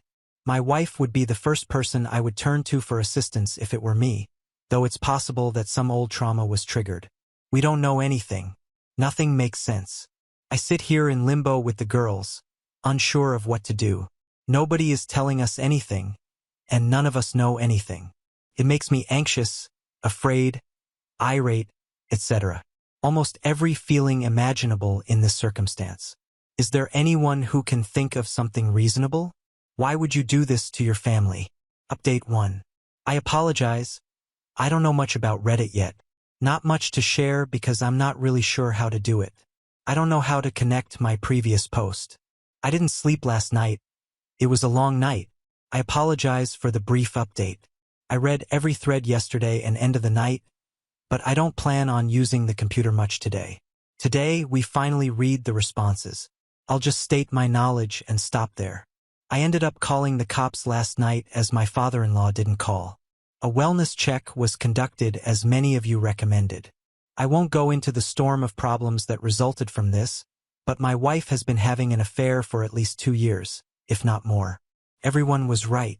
The other man reportedly died that night after suffering a heart attack on Tuesday. It seems likely that my sister-in-law and my mother-in-law have been aware of it and have been filling in for her. My wife still hasn't been in touch with either the girls or me. For the time being, I'm attempting to hide this from them, but, to be honest, I don't know what to do next. I only know that, and it's enough to almost spell my demise. I appreciate all of your assistance and guidance. That's all, but I'm not sure how to get over this news. Please offer up prayers for me and the two of us. Update 2. A couple people have suggested this sub to me.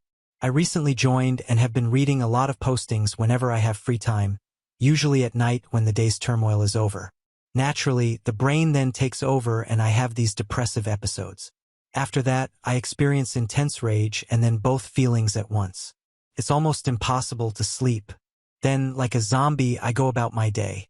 All the acronyms are something I'm attempting to learn. I suppose Friday was my D-Day. I initially believed my wife's affair to have lasted 2 years, but it now appears highly probable that it lasted longer. She had known the man she cheated on with AP for some time. The disclosure came after he sadly died of a heart attack. With the assistance of my eldest daughter, I continue to conduct research. I'm not yet ready to post about a lot of topics. I honestly didn't intend to keep posting about my predicament, but so many people have given me so much support and guidance that it's practically therapeutic. Knowing that so many other individuals are going through this kind of pain is painful. I'm so sorry for that. Yesterday and today, I had meetings with 2 different attorneys to go over my alternatives. I also made several calls about treatment, but where I reside, wait periods are really lengthy. I'm making an effort to follow many of the advice given by others, such as abstaining from drinking, although I don't and never have, taking care of myself, exercising, etc. For someone my age, I'd say I'm in excellent shape, but right now I struggle to find the motivation to work out. I recognize that a lot of you will want specifics like who, what, when, and so on, but please know that I'm simply not yet ready to go into all of that. It feels like a new bomb goes off every day, and all I want is some guidance on one item so that I might be able to get some sleep. My wife, the mother of my 3 lovely girls and my best friend since high school, was everything to me. We shake hands in secret and share inside jokes. Everything is gone. Everything is simply gone. I get really depressed when I reflect back on all of our years together, including every milestone and every laugh. It is incapacitating. It seems like she didn't care about any of it, and now she won't be in my future. Naturally, the how could you question then surfaces and I am seized with an insatiable rage. I pound the mattress and scream into my pillow till my arms hurt. The cycle is terrible. I only go to sleep because I'm so tired, and when I wake up, the mind games start over.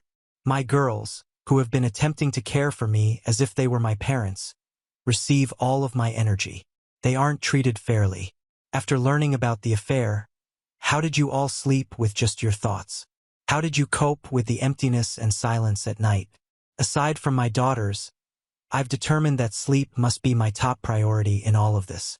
I'm hoping you can help, though, because I simply can't. Many thanks to all of you. Update 3. I apologize for my relative inexperience on Reddit. A little more than a week has passed since my D-Day. However, I'm not sure how much of my circumstances I should reiterate or repeat. I've since discovered that my wife's affair lasted for more than 4 years. No precise time frame yet. It most likely began emotionally before becoming bodily. I'm also interested in how the epidemic and lockdowns affected this. I might or might not find out the answers.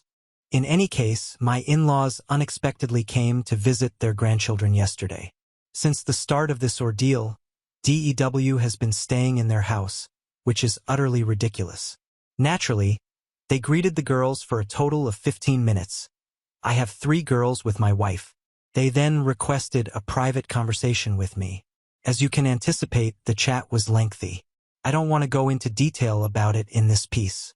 In any case, my wife wants to return home but is scared of the consequences of her behavior and is unable to confront her past.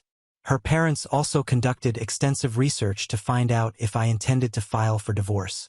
They put a lot of effort into persuading me to forgive my wife and keep the marriage together. They wanted my wife out of their home, but it was also obvious that they were extremely humiliated and ashamed. The conversation was quite polite and courteous. I acknowledged that I misled them by claiming that I was unsure of my future intentions, since I intend to get a divorce. However, I fear that if I tell my wife, I will never get the truth and I might never understand. However, if at all feasible, I would like her to sit in front of me and explain everything. I want her to look me in the eyes and tell me everything after we've been married for 17 years, been together since high school, had 3 children, made innumerable memories, and experienced everything together. Additionally, I want my children to understand that I offered her the chance to apologize, explain herself, and resolve the situation as responsible adults. I'm constantly trying to decide which course will be best for my children. I'm not sure. Perhaps I'm not doing it correctly. I can't legally bar my wife from our house. The attorney was extremely explicit about that. Therefore, even if I really don't want this right now, I can't stop my wife from coming home. In fact, my girls and I have begun to establish a pleasant routine. I therefore made a demand that, in my opinion, would be impossible to fulfill for some time. If, when my wife sat down with me face to face, looked me in the eyes, and told me everything about her affair from beginning to end without hesitation or more lying, I told her she may come home. She would next need to meet with the girls, provide an apology face to face, and respond to their inquiries. It's only fair, I reasoned, since they already know. Once more, she is legally free to return home anytime she pleases and is not subject to any obligations. However, I might be able to take advantage of her fear of us. Is that incorrect here? I'm not attempting to be cunning or dishonest. I simply don't want to live together just yet if I can postpone it. Our state has a 90-day waiting period before a divorce may occur in any case. She will inevitably return home. Life will continue despite this disaster, and ultimately we will both need to return to our jobs. I simply wish to extend it in order to plan and improve my emotional and mental well-being. My wife says she doesn't want to divorce, but she has been texting the females. She apologizes to them over and over again. The texts have been shown to me. She inquires about me every day, and the truth about what she has done to us is really getting to her, especially in the past few days. How can I handle this? Was my request stupid? My wife is probably going to return home sooner rather than later. Right now, I have faith in my future. This doesn't scare me because I know it will happen eventually as we proceed. I simply want to choose what's best for my girls and subsequently for myself. I am grateful to everyone who has been providing support, guidance, and encouragement. Update 4. I apologize for the length, but I just need to get this out of the way. It will be a bit of an anticlimax despite the awful weekend. My wife returned home yesterday. As the week progressed, there was a fair lot of build-up to it. Normally, when she walked through the doorway, I would embrace and kiss her. But this time there was just this incredibly awkward tension between us. Before she spoke, she really approached me and attempted to embrace me, but I turned her away. Unbelievable, as though nothing had occurred. Naturally, I begged her to tell me everything after she calmed down. She stated once more that she is not yet ready. The outcome was the same when we chatted on the phone earlier this week. She simply reiterated that she wasn't prepared for that. When I maintained that the only requirement for her to return home was that she loved the family enough to justify her absence of over 3 weeks, I took a few long breaths and tried to gather myself. Even though it took a lot to keep from screaming at her, I didn't succeed. I abruptly stated, after the first of many lengthy pauses, that she had been having an affair with a coworker for more than 4 years, that she had planned to leave me for another man, that she had ghosted her entire family, and that she now enters the room without meeting the one requirement I had requested, and that I wanted a divorce. I suppose this is where the strangeness began. It was clear from her facial expression and body language that she was unaware of my level of knowledge regarding her affair. She gave me an eyed look before simply standing in the kitchen and gazing at the floor. She remained silent and stern. This is not what I was anticipating at all. Perhaps an emotional outburst, a tearful confession, or even her cursing and screaming at me, accusing me of having the affair. Not this response, but rather a somber, "Okay, let's sit down and talk this out." To be honest, we must have stood in complete quiet for 5 minutes in the kitchen. It was simply the most peculiar thing I had ever encountered. Both she and I were obviously at a loss for words. I had read all of your remarks and suggestions regarding my predicament. I even made notes. I had prepared myself for every eventuality this conversation could bring, with the exception of this one. While I sat in front of a mirror, I ultimately made the decision to document what I knew about her affair at that precise moment. I may have been foolish, but I told her what I knew, albeit with some assumptions about how she met AP, her sister's participation, what transpired during COVID, etc. All she could do was look at the floor. She didn't say anything, so I became more and more irate, but I did everything in my power to avoid becoming profane or raising my voice. At last I calmed down. Another long, uneasy pause followed. Sadness replaced anger when everything became clear. Then I gently questioned her about what I had done to make her leave. Was I ever loved by her? Was he, AP, worth it too? She remained silent, didn't move, remained motionless. Nothing at all from her. No sobs, no regrets, no shouting, no justification. She simply stood with her head down. Nothing. This was painful. Perhaps this was more painful than D-Day. Not sure whether I would have moved. I just stood there looking at her. Then, of course, things got worse. The whole interaction was being overheard by our girls. I'm just so damn foolish. Over the past few weeks, I've been putting a lot of effort into attending to their needs and putting them first.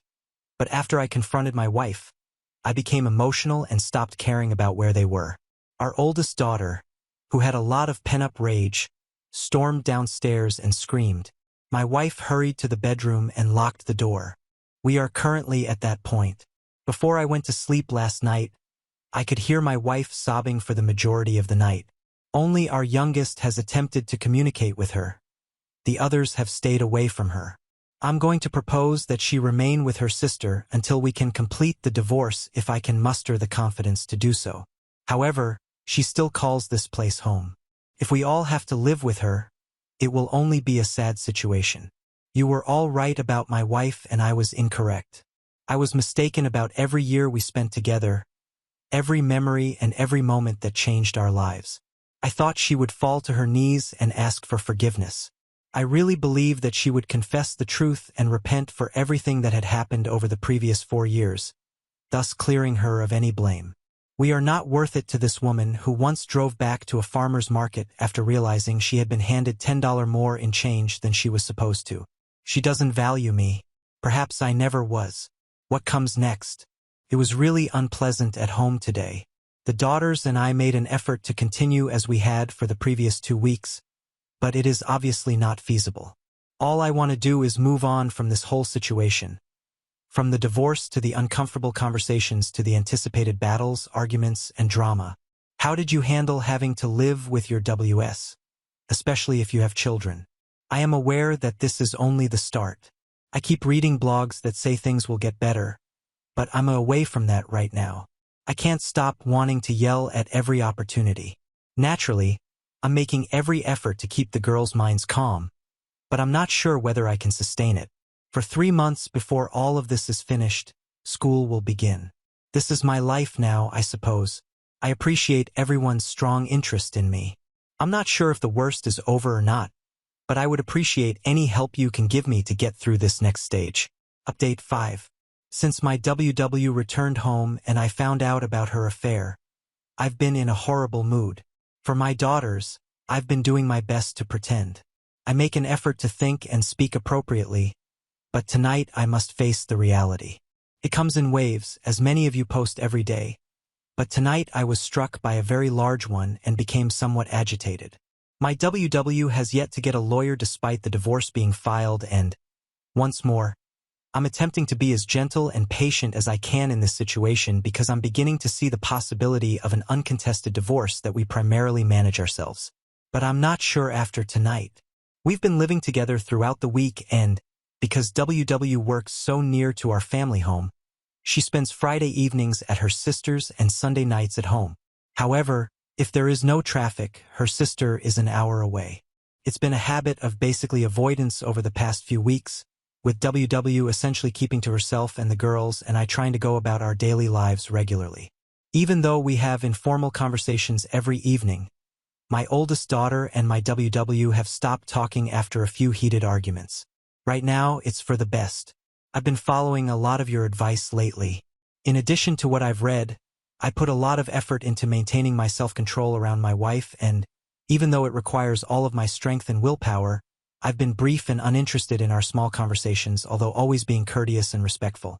The past 2 Fridays up until now, she has arrived home from work, gathered a few things, and left for her sister's for the weekend before I have even returned from work. Not tonight, though. When I got home, she was waiting for me in the kitchen.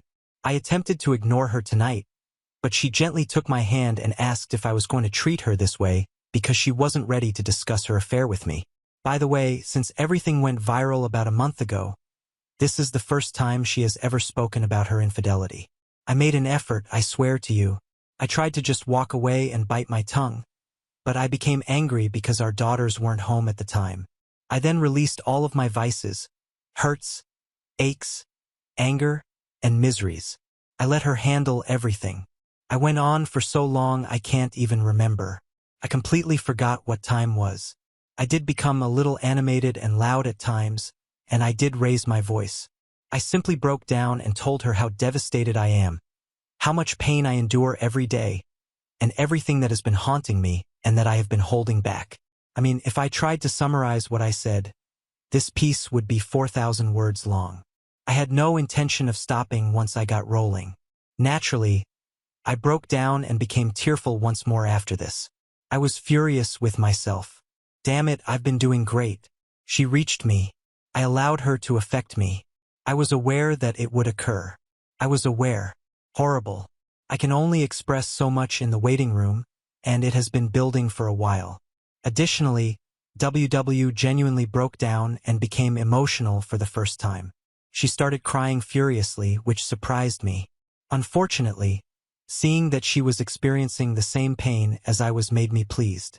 I wish I didn't care, but it felt good to watch her finally cry since it showed that there was someone with some empathy inside of her. Surprisingly, she apologized several times as I was exploding. She would only mutter, "I'm so sorry," while sobbing in an awful way. Eventually, though, I left the kitchen before she could gather herself enough to say anything more. I begged her to stop bothering me. That's what occurred. She spent some time in the kitchen before heading back to her sister's house after a half hour. The girls realized something had happened when they got home, although it's difficult to conceal. I wasn't prepared to discuss anything and don't believe they should be aware of this. Do they? I don't want to stop the 2 youngest from making development because they have been doing a lot better. I also don't want to add fuel to my oldest's fury by telling her about this. I detest this so much. I detest it. I ought to have remained composed. I should have simply ignored my WW and walked straight by her. Right now, I'm not sure looking back. It seems like she was merely attempting to bring up her affair but was unsure of how to do so. Obviously, she didn't go very far because I blew out. I am now genuinely concerned for her. I don't want her to suffer any harm, but I am aware that many of you will be critical of me for this. With almost everyone ignoring her, she has been alone with her thoughts and secluded. Although it's true that she deserves it, she is still a person and the mother of my children. What a blow to me. I'm really disappointed in myself. I apologize for the lengthy tirade. I also yelled at my brother over the phone. I'll try to start over on Monday. Man, I'm only a human. I must admit that it felt wonderful to vent to her, but now I'm feeling regret. Is it better to text my wife or to ignore her? I'm a complete wreck. However, I appreciate you listening, providing me with the help I need to get through this, and giving me all of your suggestions. We have all begun treatment, so that's something in the middle of the turmoil. But this is really, really difficult. Just really difficult. Update 6. Thank you for your concern. I am aware that many of you have contacted me. The majority of you were right. Things aren't going well, and I haven't had any opportunity to access the internet. I was hoping to take a vacation from the internet, but I've been regressing a lot this week. It has simply been terrible. My wife has been really kind and has been apologizing for her affair, crying, smothering me, and knocking on my door at night to talk. She hasn't really left me alone this week. I've spoken to her when I felt like it, but I've also mostly ignored her. On Wednesday night, I finally lost my temper with her and told her to stop bothering me. Then it occurred last night. After her affair blew up, my soon-to-be ex-wife returned home a little more than a month ago. Now that we've started this awkward cohabitation routine, she came into my room after the daughters had gone to bed and begged to speak with me alone. In contrast to how she had been approaching me all week, I fed her first. But in order to avoid making the same mistake twice in front of the kids, we finally went to the garage and sat in my car. I apologize for the lengthy apology. She filled me in on everything. Everything. We spent about 3 hours out there. She said, "I'm not sure how much to divulge." I couldn't sleep, so I stayed up all night listening to her cry again. I also shed tears. I would then become so enraged that I would have to force myself not to walk in and yell at her, then sob, then rage, and so forth. I apologize if I don't reply to anyone for a day or so, but I need to get this off my chest before I try to sleep. Having my WW apologize and ask for another chance all the time hasn't helped. I had to leave for a few hours tonight as well in order to avoid her. Simply put, being around her hurt so much. In any case, her sister introduced her to her AP approximately 5 years prior to COVID, seemingly with no romantic ambitions. However, he was a higher-up at the company she presently works for and wanted to work for. She was able to convince him that her affair was not the reason behind her wish to change careers. However, it goes without saying that she had more motivation after changing employment. The AP started flirting with her once she was hired, texting at first followed by images and then more texting. Then, right before COVID struck, things got physical. She wanted to tell me right away after confessing to her sister, but she chose to keep it to herself. Naturally, my wife claimed that she went and see with her AP shortly after, but he contacted her again as soon as the limitations and lockdowns were relaxed, and she continued to speak with him until the physical aspect of the affair resurfaced. She claimed to have halted the affair a few times out of remorse once businesses resumed operations, but she continued returning to him. Thus, it never ended. In essence, she provided a great deal of information. She recited the full 5-page packet of handwritten notes detailing her affair history, responding to questions as she went. She made false claims about weekend getaways with the girls, work-related travel, traffic bottlenecks, problems with her parents, shopping excursions, etc. The list was long, as I had expected. She told me so many falsehoods that I simply believed everything she said without question. They were merely a front to be with him, though. It only made me feel worse to hear it all. Everyone was right. Her love, however, never truly wavered. She never became aloof during all of this, unlike what I frequently read. Although intimacy did shift, it wasn't enough for me to raise concerns. In any case, she acknowledges that she fell in love with AP and desired a life with him. He promised her luxury items, trips, and everything he could do for her. He was older, divorced, and unmarried. She claimed that the excitement of being with him was too great to resist and began to fantasize about fleeing her duties with the family. She remarked about how the everyday routines of family life bored her. She appeared to be honest, quite emotional, and extremely open. Halfway through, I started crying and lost my temper. As you can think, hearing it all hurt. Naturally, once she finished her confession, she told me how much she loved me and always would, and that she would stop at nothing to try to keep the marriage intact. Many of you anticipated this, yet it all seemed so phony to me, as if it had been practi. Having spent more than half of my life with this woman, I can detect when she is acting shady. I think it doesn't matter if I'm mistaken, but I was more composed than I was the week before. Nevertheless, I became irate and said a few hurtful things, such as making fun of her AP for having several girlfriends of whom she was only one that he was prepared to discard. She appeared pretty offended about that. When I think about this moment when she would finally reveal all, the one-liners I might say to her or things I could say to hurt her back, a million thoughts crossed my mind.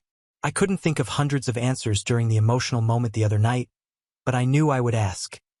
If AP were still alive and she had to choose between me and him, who would she pick?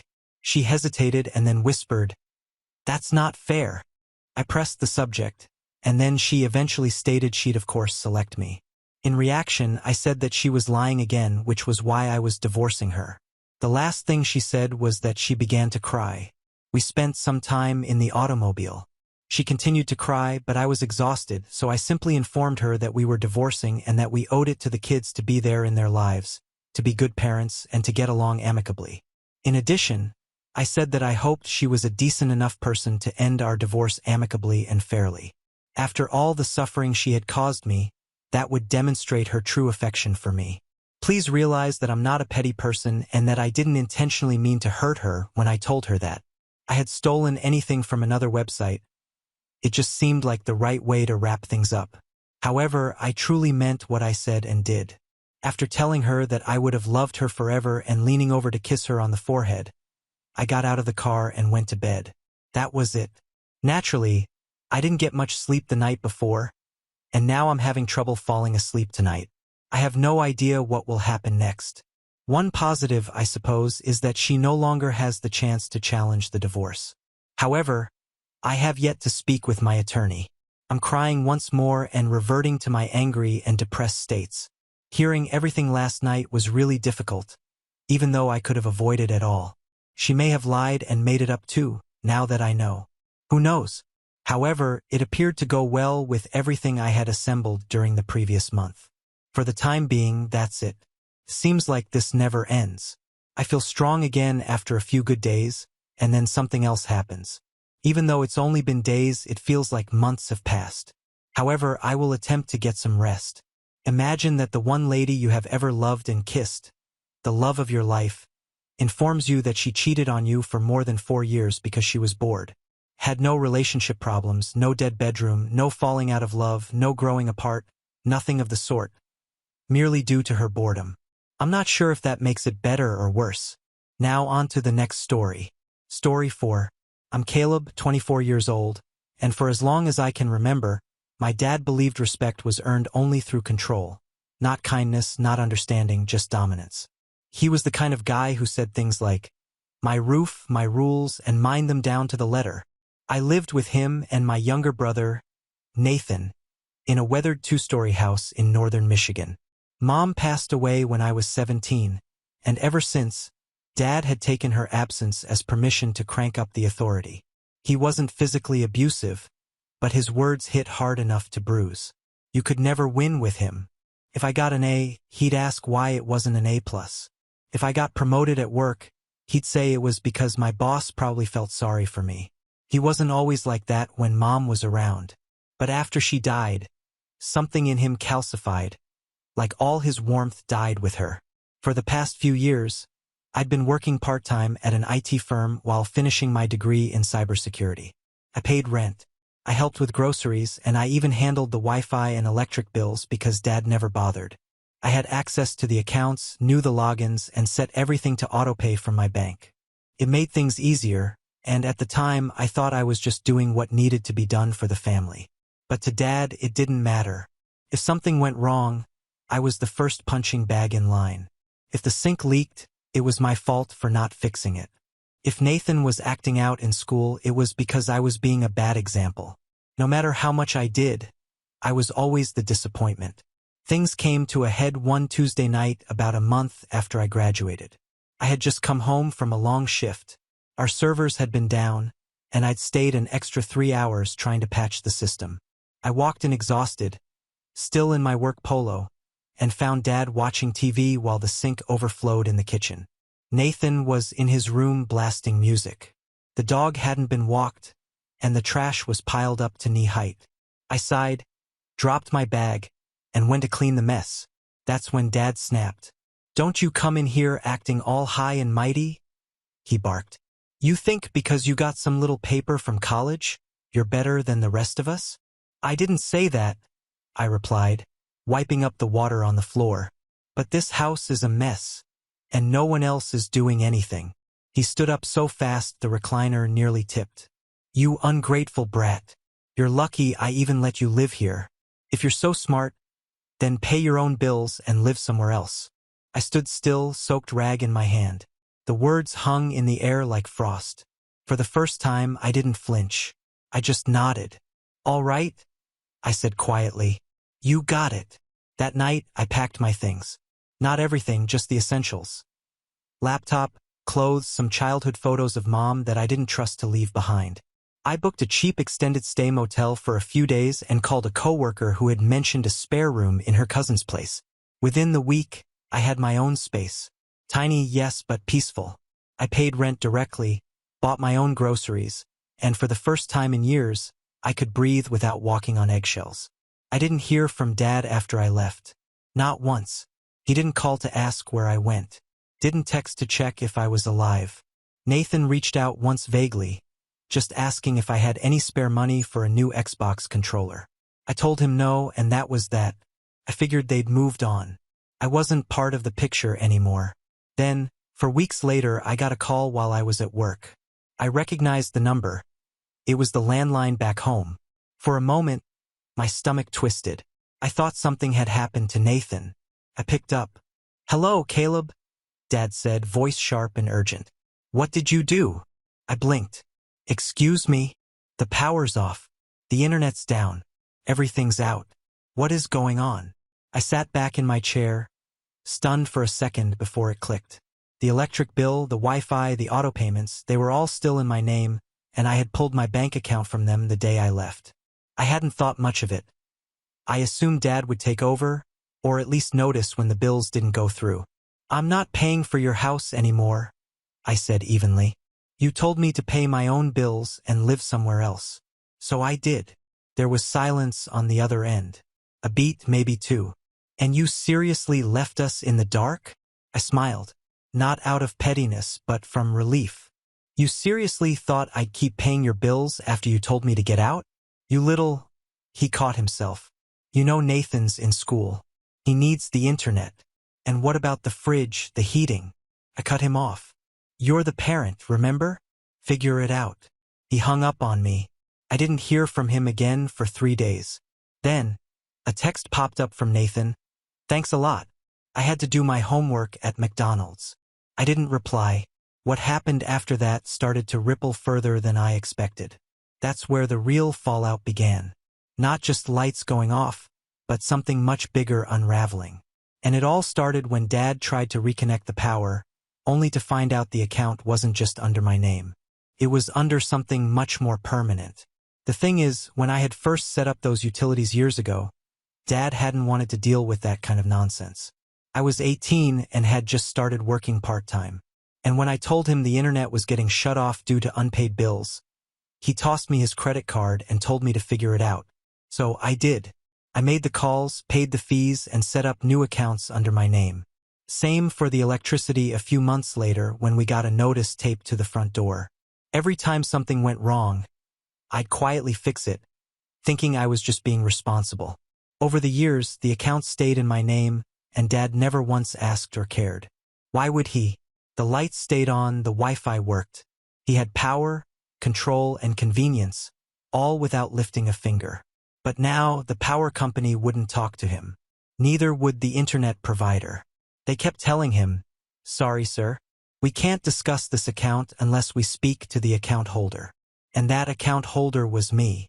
3 days after the initial call, I got a second one. This time from a blocked number. I knew it was him, so I didn't answer, but I listened to the voicemail he left 3 times. His voice was strained, angry, but there was an undercurrent of something else. Desperation. Caleb, he said, I don't know what point you're trying to make, but your brother's got finals this week and I got food spoiling in the fridge. Just call me back. We need to talk. I didn't call back. Instead, I texted him one line, pay your own bills. You said it yourself. That was the first time I'd ever used his own words against him. And it felt strange. Not good, not bad, just strange. Because I wasn't trying to get revenge. Not yet. anyway. I just didn't want to be used anymore. But part of me couldn't help thinking about all the nights I sat at that kitchen table quietly transferring my own money to keep the house running while he barked insults from the other room. The time he tossed a plate across the room because I used his eggs to make breakfast. The week he grounded me at 21 for disrespect because I told him I had a job interview in another state. But I wasn't grounded anymore. I was out. Later that week, I got a text from Nathan. Just a picture. A dark living room lit by candles, a space heater on the floor, and our dog curled up in a blanket. Under it, he wrote, "You win." That stung more than I expected. I didn't reply, but I stared at that image for a long time. I felt guilty, not for leaving, but for dragging my little brother into the fallout. He wasn't a saint. He ignored most chores and treated me like an overqualified butler. But he was still a kid. 17, nearly 18, but still, he didn't deserve the cold or the chaos. That night, I sent him a $50 Visa e-gift card with a message. Get some hot food. This isn't about you. The next day, I got an email from the power company. Request for account change denied. Proof of ownership required. Apparently, Dad had tried to get the account switched over and failed. The address was tied to my account. And since I'd set it up years ago with a lease agreement, technically forged since Dad never wrote one, they needed documentation that he was the property owner. But the thing is, he wasn't. I was. See, what Dad never knew, what Mom had quietly arranged before her passing, was that the house had been willed jointly to both of us, me and Nathan. When she died, the paperwork got stalled in probate and Dad brushed it off, saying it didn't matter because it's all ours anyway. But 2 years ago, I finally followed through with the legal process. I paid the lawyer fees, filed the claim, and received official notice that the property was now under my and Nathan's names. Mom's final act of quiet rebellion. I didn't tell Dad. I didn't need to. I had no plans to use it against him until he forced me out. And now, well, now the utilities weren't the only thing under my control. A week after the lights went out, Dad showed up at my new place. Not screaming, not shouting, just standing at the edge of the driveway in his faded leather jacket. Shoulders hunched as if gravity had finally caught up to him. I didn't open the door. I just watched through the blinds. He stayed there for 10 minutes, then turned around and walked away. That night, I got another call. This time, he didn't yell. "I was wrong, Caleb," he said. "You're not a burden. You're not useless. You kept this family together longer than I ever realized." He paused, like he was waiting for me to jump in. I didn't. "I need your help," he continued. "Just for a little while. I'll pay you back. I swear. I didn't know the house was in your name. I didn't know you could do that."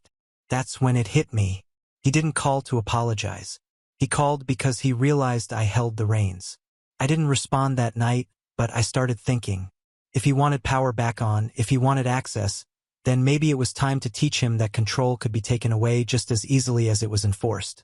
Not out of spite, but to restore balance. To remind him that respect wasn't something you demanded. It was something you earned. And so the real plan began. Because turning off the lights, that was just the beginning. After that phone call, I didn't speak to Dad for days.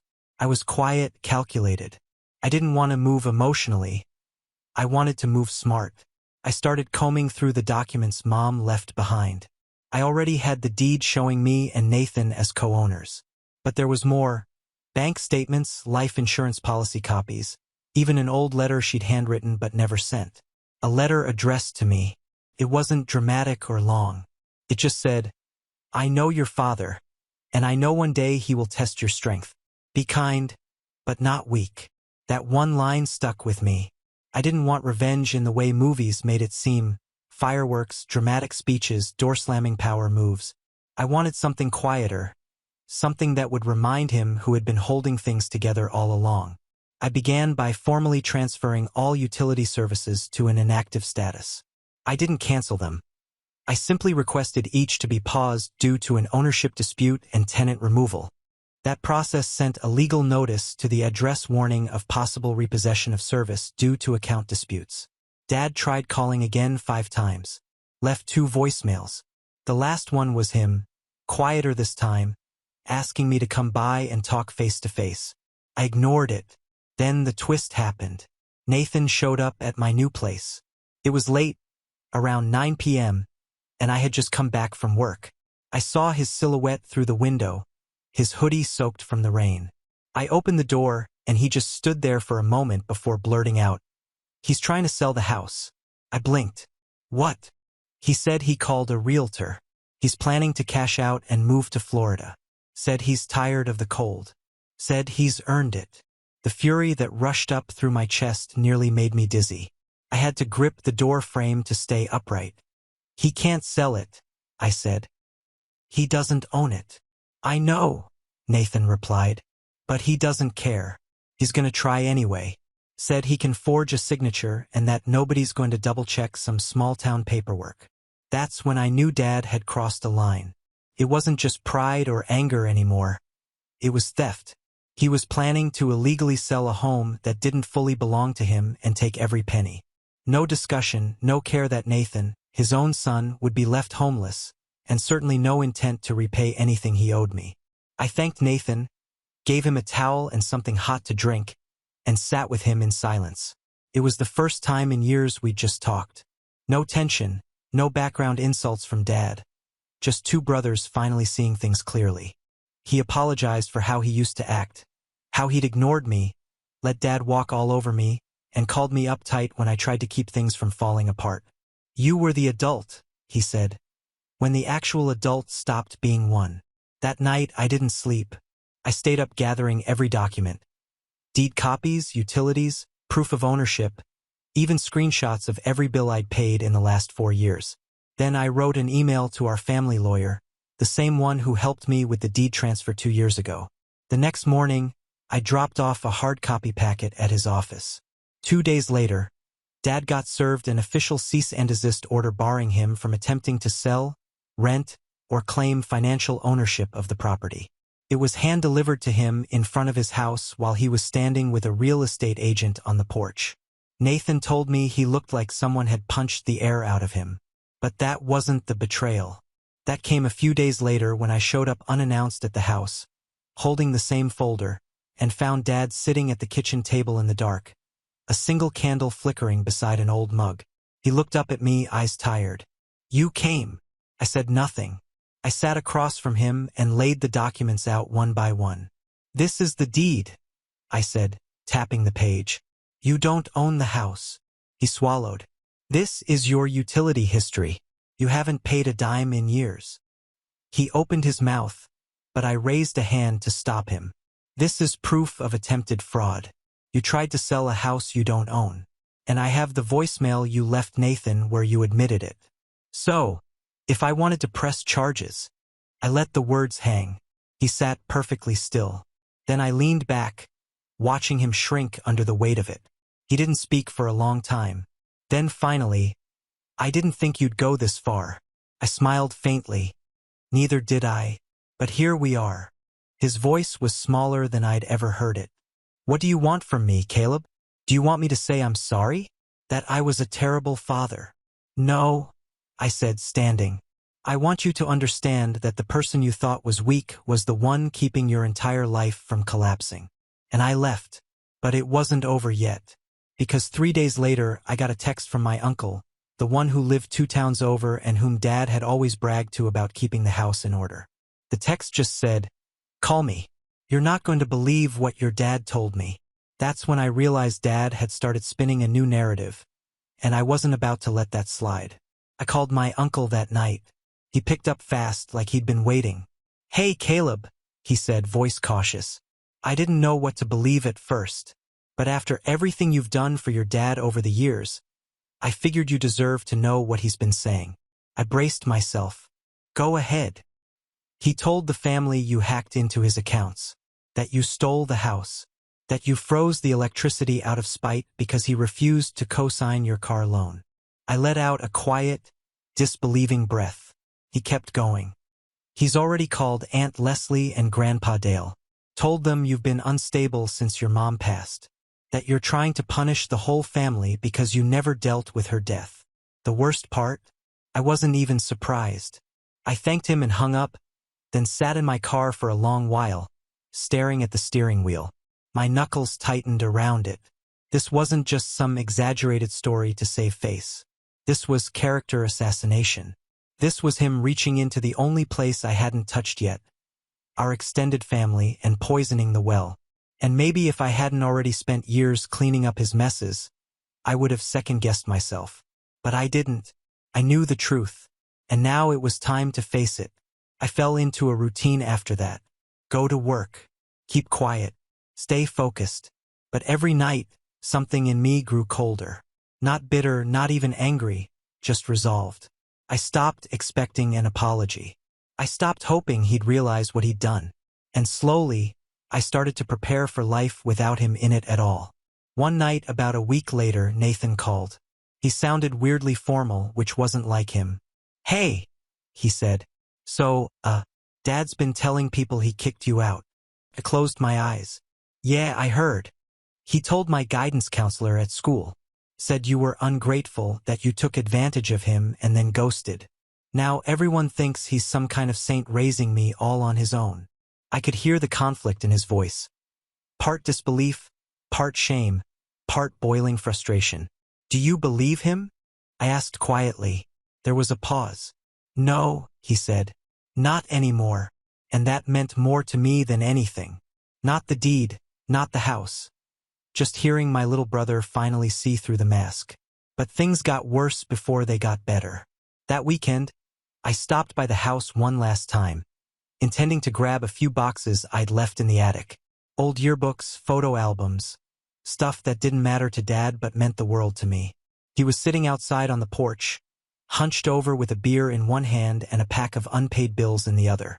When he saw me, he didn't say anything. I walked past him into the house that once felt like a minefield and now felt like a forgotten museum. The air was stale and the lights were dim, powered by a generator, judging by the noise out back. The fridge was off.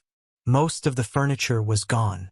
I realized with a pang that he'd started pawning things, probably to keep up appearances. The attic was cold. Dust coated everything. I grabbed the boxes, but as I was heading back down, something caught my eye wedged between two beams. A plastic container covered in soot. Inside was a collection of letters, dozens of them, all in Mom's handwriting. They weren't addressed to anyone, just thoughts, fears, updates, as if she'd been writing to herself in secret. A form of journaling. The last one was dated just 2 months before she passed. "I'm worried about Caleb. He's already carrying too much. Every time something breaks, Stephen yells at him like he's the man of the house. But he's still just a boy. My sweet, quiet boy. I hope one day he leaves this place. I hope he builds something for himself." I sat there holding the letter in the dark and, for the first time in years, I cried. Not because of Dad, but because of her. She saw it. She knew. And I never even got to tell her that I did exactly what she hoped I would. I left. I built a life. I stopped waiting for permission to matter. I took the box and left the attic. As I passed through the kitchen, Dad looked up from his seat and said nothing. He just watched me go. But the next morning, I got another call. This one from the bank. Apparently, Dad had attempted to take out a loan against the house again. Only this time, he forged my signature. That was it. That was the moment. I had been quiet. I had been fair. I had been generous even when he didn't deserve it. But he crossed the line. And now I was done being quiet. The forged loan application was the final straw. I met with the bank manager in person the next day, bringing the deed, my ID, and copies of the signatures Dad had faked. The second the manager compared them, he sighed and leaned back in his chair. "This is bad," he said. He submitted a forged co-owner signature to secure a private loan for $30,000. That's criminal. I already knew that. I didn't need the manager to tell me how serious it was. But I also knew I didn't want to see my father behind bars. Not yet. I didn't want this to turn into another bitter headline or court drama. I just wanted the game to be over. I wanted my name, my credit, and my life out from under his thumb. The manager offered to escalate things to the legal department. I nodded and told him to proceed, but to wait on contacting authorities. I had something else in mind first. I spent the next week making quiet, strategic moves. First, I transferred full operational control of the house into a newly formed property management LLC I created under my name. Nathan agreed to sign off as co-owner, which gave me complete authority to lease, renovate, or even sell the house without needing Dad's input. That move locked Dad out of any financial maneuvering going forward. Next, I met with the same lawyer who had helped with the deed transfer and walked him through the forged loan attempt. He was livid on my behalf and promised to prepare a cease and desist order so ironclad it would make Dad regret ever holding a pen. I also called the utility companies again and officially declared the residence unoccupied. That triggered an inspection which, once completed, would allow me to disconnect all services completely, permanently. But my final move was the one that truly set everything in motion. I filed a notice of eviction. Not immediately. Nathan and I agreed to give Dad 60 days to vacate. Just enough to comply with the law, just enough to avoid any retaliatory nonsense. But the papers were real. Signed, filed, and taped to the front door 2 days later by a process server. And that's when the silence started. Dad didn't call. He didn't text. He didn't show up at my place or even yell at Nathan. He just disappeared inside the house. Nathan, still living with him temporarily, told me Dad barely spoke for the first week. He sat at the kitchen table most of the day, chain-smoking, muttering things to himself, flipping through old bills like they were maps to buried treasure. The power went out for good on a Thursday. Nathan sent me a photo of the dark house and one word, "Done." I took a deep breath and exhaled the years of buried frustration. For the first time in my adult life, I felt in control. Not because I'd won something, but because I'd finally reclaimed something, myself. In the weeks that followed, things moved quickly. Nathan stayed with me while finishing school and then moved into a small apartment using the savings I helped him set aside. He finally applied to colleges, something he'd avoided out of fear Dad would sabotage it. I co-signed for him not because he asked, but because I trusted him. And me? I got promoted. The IT firm I worked for offered me a full-time cybersecurity role with a team under me. I started therapy, real therapy, for the first time ever. Unpacked the grief I never got to process. Mom's death, Dad's resentment, my years of silence. All of it. One evening after work, I opened one of Mom's old journals again and found a line I hadn't noticed before. Scribbled in the margins of a page was a small note. If they don't see your worth, it doesn't mean you don't have any. It just means their eyes are broken. I closed the journal and stared at the ceiling for a long time. The eviction date was approaching. I hadn't heard from Dad since the notice. No begging, no bargaining, no threats. Just silence until 5 days before the deadline. I received a letter in the mail. A real physical letter. The handwriting was unmistakable. It was from him. Inside was a folded piece of paper, creased and shaky with age. It wasn't long, just a single paragraph written in pen.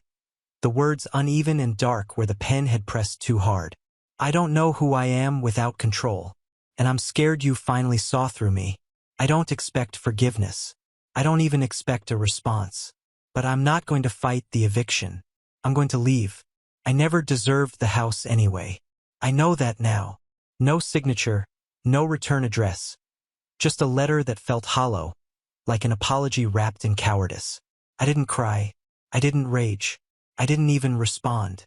I just folded the letter and tucked it into the last of Mom's journals.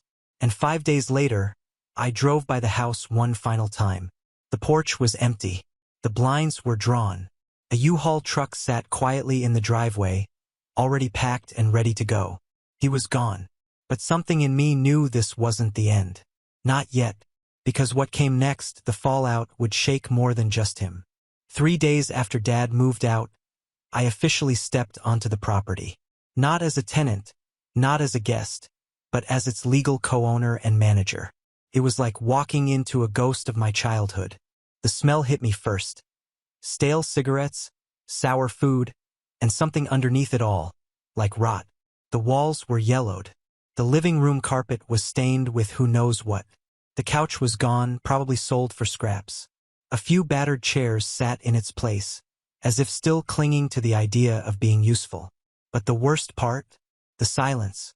Not peaceful, not calm, just empty. I walked through the rooms slowly, taking stock of the damage.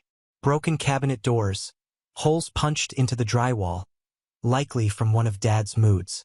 The bathroom mirror was cracked, and the toilet had been left in such a state I had to open a window just to breathe. Nathan had told me it was bad, but I hadn't expected this. It wasn't just physical neglect. It was spite. He hadn't just lived here after I left. He'd ruined it. I took pictures. Every room, every scratch, stain and gash. I filed a claim with the property insurance company and forwarded a copy to my lawyer. But even that wasn't the real setup. No, what came next would hit deeper. Because Dad may have left the house, but he hadn't stopped spreading lies. Over the following week, I started getting calls from relatives again. Some polite, some confrontational, all confused. My cousin, Stephanie, asked why I'd evicted our uncle when he was just trying to keep the family together. My aunt demanded to know why Dad was sleeping in a truck. And one voicemail from Grandpa Dale actually started with, "I thought you were better than this, Caleb." That's when I realized he hadn't just played the victim. He was spinning a narrative. One where he was the noble single father betrayed by his selfish son.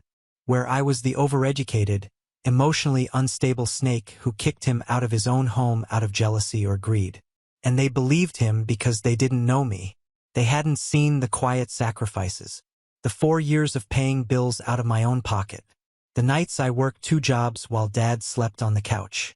The phone calls I made to the power company, the internet company, the water department. The dinners I skipped to make sure Nathan had lunch money. But I wasn't going to argue. I wasn't going to explain. I was going to show them. I began by gathering the evidence. Quietly, carefully, I printed every bill paid in my name dating back 4 years. I compiled screenshots of payments, dates, and auto drafts. I added the letter Mom wrote, the deeds signed in my and Nathan's names, the cease and desist notices, the forged loan application with proof of fraud, and then I built a folder, digital and physical, titled The Truth. But I wasn't going to send it around like some petty mass email. I had something better in mind. It started with Grandpa Dale. He was hosting a family dinner for his 80th birthday, one of those big events where all the uncles and cousins show up from across the state. It was going to be catered, photographed, and shared across everyone's social media like it was the royal wedding. And Dad, of course, was going to be there, probably planning to parade around in his nicest shirt, pretending he was the tragic patriarch cast aside by his ungrateful son. So I called Grandpa directly. He was cold at first, distant. "I don't want to get in the middle of this, Caleb." "You already are," I replied. "But I'm not calling to argue. I'm calling to RSVP." That surprised him. "You want to come?" "I do," I said. "And I'd like to say a few words. Just a short thank you toast for everything the family's done for me. Nothing dramatic." He hesitated. "I don't want a scene." "You won't get one," I promised. "Just the truth." He agreed. The night of the dinner, I wore my best suit. Nathan came with me. I could tell he was nervous, and frankly, so was I. Not because I doubted what I was about to do, but because I knew it would burn bridges I could never rebuild. The dinner was held at a fancy banquet hall. Crystal glasses, linen napkins. The whole extended family was there, dressed to the nines. Dad was already seated near the front, looking smug in a gray blazer I hadn't seen in years. He spotted me and Nathan and did a double take, but said nothing. The dinner began. Toasts were made. People laughed, clinked glasses, shared old stories, and then Grandpa stood up and tapped his spoon against his wine glass. "I'd like to invite my grandson, Caleb, to say a few words." The room quieted. I stood, walked slowly to the front, and took the mic. My hands didn't shake. "Thank you, Grandpa. And thank you to everyone here for being part of this family. I know we don't always see each other often, but I've always respected the legacy this family holds. Hard work, loyalty, and truth." I paused, scanning the room. My eyes landed on Dad. But sometimes the truth gets lost in the stories we tell ourselves. And when that happens, people get hurt. Real stories get buried under pride and ego. I held up the folder titled The Truth. In this folder is the full history of what's been happening the last 5 years. Every bill paid, every lie told, every document proving who owned the house, who forged signatures, and who tried to rewrite the past. A murmur spread through the crowd. Dad froze. I won't read it out loud. I won't humiliate anyone. But I've made copies. And if any of you want to know the truth, not the version you heard through whispers, then come find me after dinner. I'll be standing right over there. I stepped down, returned to my seat, and for the first time in my life, felt taller than my father. He didn't say a word, but others did. One by one, after dessert, relatives approached me quietly. Some just took a folder. Others stayed to talk. A few even apologized. And as I turned to leave that night, I caught a glimpse of Dad still seated alone at the front table, shoulders hunched, lips pressed into a thin line. His mask had cracked, but his fall, that was still coming. After the birthday dinner, everything shifted. The silence from the family ended not with outrage, but with whispers. Some relatives distanced themselves from Dad immediately, having seen the evidence for themselves. Others stayed quiet but stopped echoing his version of the story. A few even reached out to me privately, some apologizing, others just saying they didn't know. I wasn't looking for validation, but it still felt good to be seen. I had spent so many years doing the invisible work, keeping things running, holding things together. And now, finally, the truth had shape. It had weight. It had witnesses. But Dad? He doubled down. First, he tried the guilt angle. I got a letter in the mail, another one. This time, he didn't pretend to apologize. He went straight for manipulation. You've turned my own family against me. Do you feel powerful now? You're not a hero, Caleb. You're just bitter. I didn't reply. Then came the smear campaign. He posted vague rants on Facebook, tagging no one but making it obvious, calling people snakes, talking about how entitlement ruined his family, how some people don't understand loyalty. I didn't respond publicly. I didn't need to, but I kept receipts because the more he pushed, the clearer his pattern became. Accuse, deflect, play victim. Until finally he made a mistake. He tried to sue me. I got a legal notice claiming wrongful eviction, emotional distress, and an outlandish demand for $50,000 in damages. It was laughable on the surface, poorly written, full of errors, citing laws that didn't even apply to our state. But it was filed, and that meant I had to respond. So I did with a counterclaim. But not just to defend myself, to end this. My lawyer and I prepared a formal countersuit for property damage, attempted fraud, forgery, and slander. We included notarized statements from Nathan, bank records, utility records, and even screenshots of Dad's Facebook rants as part of the slander claim. When the court date arrived, Dad showed up in an oversized suit and a sneer. He didn't have a lawyer, just a thick folder of half-organized papers and a chip on his shoulder. But what he didn't have was a case. The judge read our documents, listened to both sides, and watched as I calmly laid out a timeline. I showed photos, handed over copies of receipts, statements, voice recordings, and even the letter from the power company declining to transfer service due to ownership restrictions. He barely looked at Dad, just kept flipping pages, occasionally raising an eyebrow. Then he said something I'll never forget. I see a pattern of neglect, abuse of authority, and attempted fraud. I don't just find in the defendant's favor. I'm referring this case to the district attorney's office. Dad's jaw clenched. He's lying. This is a personal attack. But the gavel had already come down. Case dismissed. Counterclaim sustained. The court awarded me $12,400 in damages. Just a fraction of what he cost me over the years. But that wasn't the point. The real victory was the referral for criminal investigation. That meant subpoenas. That meant scrutiny. That meant consequences. And those consequences hit fast. Within 2 weeks, Dad's attempt to secure another loan through a payday lender was flagged. His name popped up on a fraud watch list. The real estate agent he'd contacted before filed a formal complaint, citing his attempt to use forged documents. His landlord, yes, the guy who had rented him a small apartment after the eviction, called Nathan to say Dad had missed 2 rent payments and was not the person he claimed to be. The facade was collapsing, But I didn't celebrate. Because revenge isn't about fireworks. It's about balance. It's about the quiet moment when you no longer flinch at your father's name.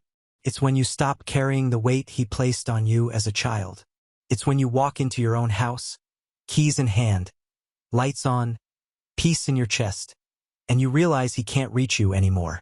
Not with words, not with lies, not with guilt, not ever again. But there was still one last thing I needed to do before I could close this chapter for good. And it involved a letter, one my mother never finished, and one I was finally ready to answer.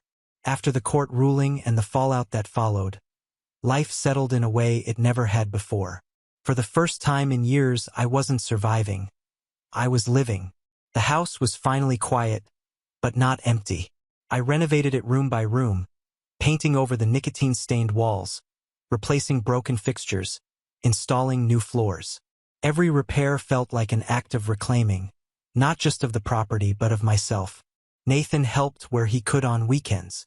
We joked, ordered pizza, and put on music Mom used to love while we worked.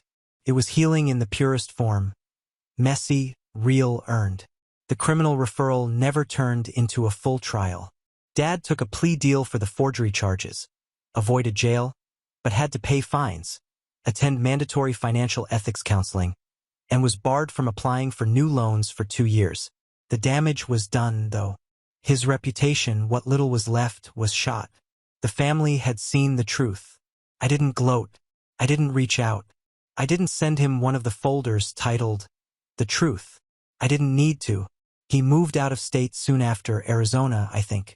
Some distant cousin mentioned it during a holiday Zoom call I skipped. Apparently, he's renting a small room above a garage from a friend. No car, no stable income. Just a man left alone with his stories, the ones no one listens to anymore. As for me, I got a new job offer, bigger company, better pay, a relocation package if I ever wanted to leave Michigan. I turned it down for now because here, this place, it was finally mine. One evening, I sat in the attic where I'd first found her letters.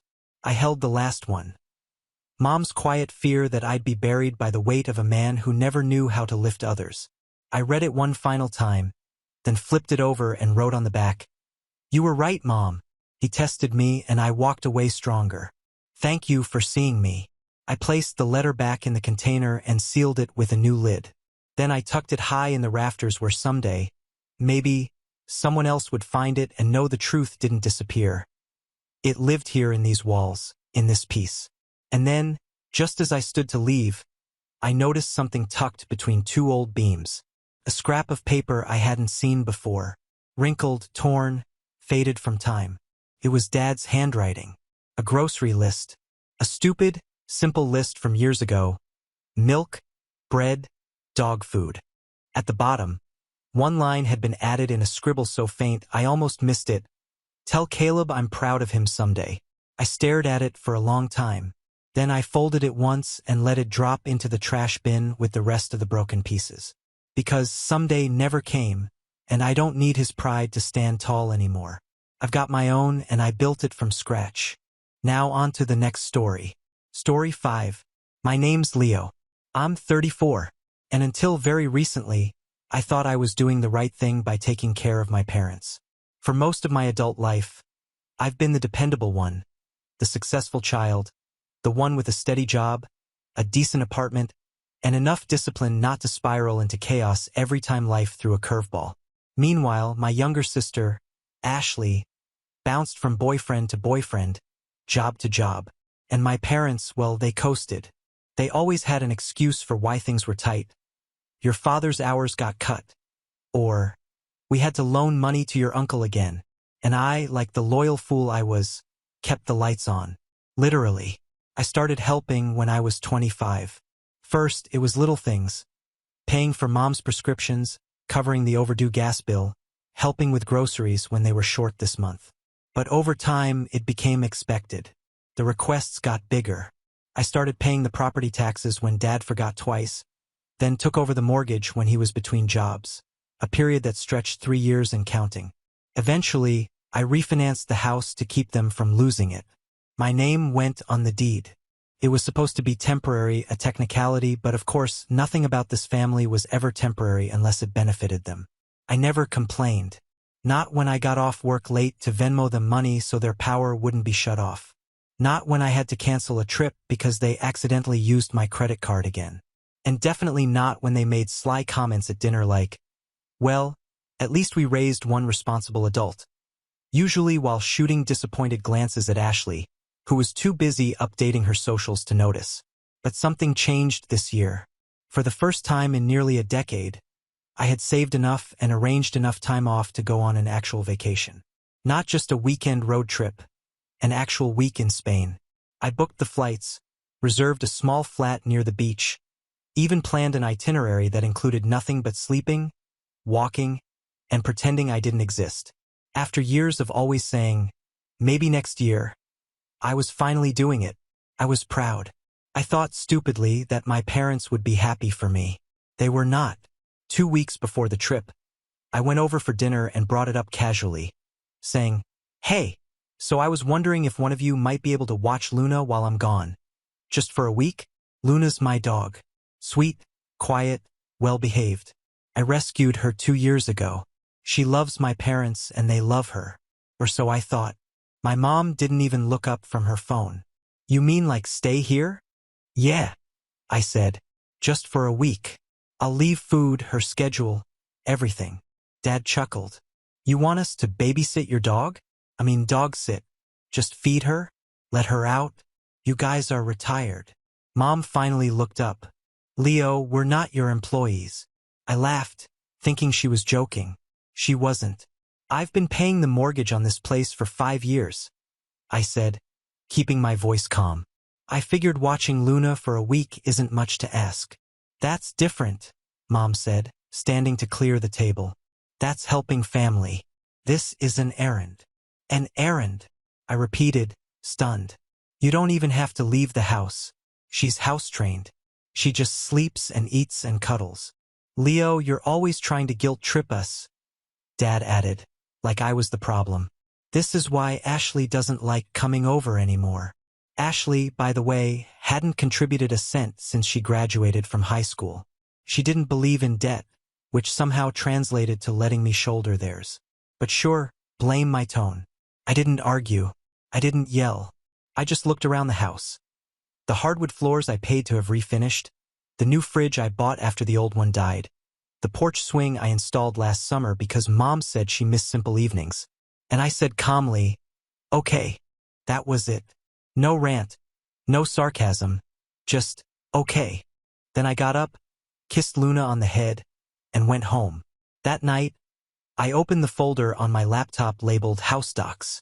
Then I called the property manager I used to rent out my condo when I lived abroad for 6 months. We talked for an hour. I told him I needed someone to take over within 3 weeks. Someone who could handle everything remotely. He was more than happy to help. Demand was high.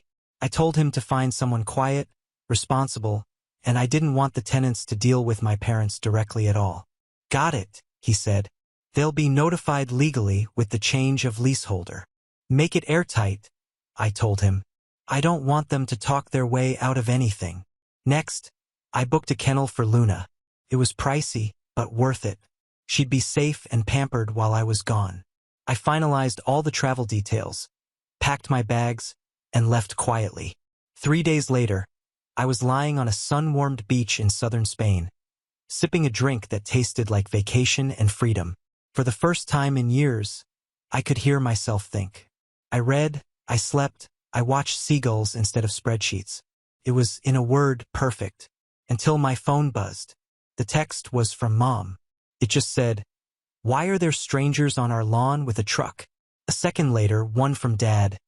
"Some guy says he's from a property agency. They're putting a sign up.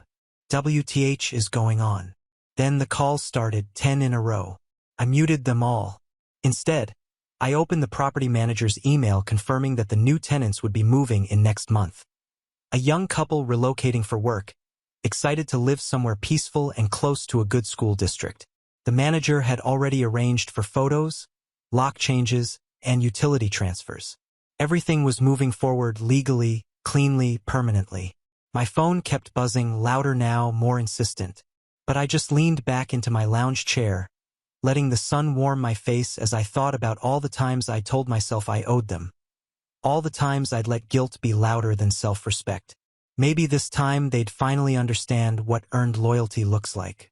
But I knew them better than that. And just as I was about to turn my phone off entirely, another message popped up. This one was not from either of them. It was from Ashley. All it said was, "Leo, what did you do?" I stared at Ashley's message for a long minute. I didn't reply. Instead, I turned my phone off completely, tossed it into my bag, and went for a swim. I stayed in the water until my fingers wrinkled and my chest ached from laughing too hard with a group of fellow travelers I'd just met. They were strangers, but somehow in that moment, they felt more like family than the people whose house I'd been paying for half a decade. When I got back to the flat that evening, I powered my phone on again just to check in on Luna. The kennel had sent photos of her curled up peacefully on a fluffy blanket, her tail wagging, eyes soft. At least someone was enjoying the break. Then curiosity got the better of me. I scrolled through the notifications. There were over 30 missed calls, 12 voicemails, multiple texts, some rambling, others short and frantic. But one thread stood out.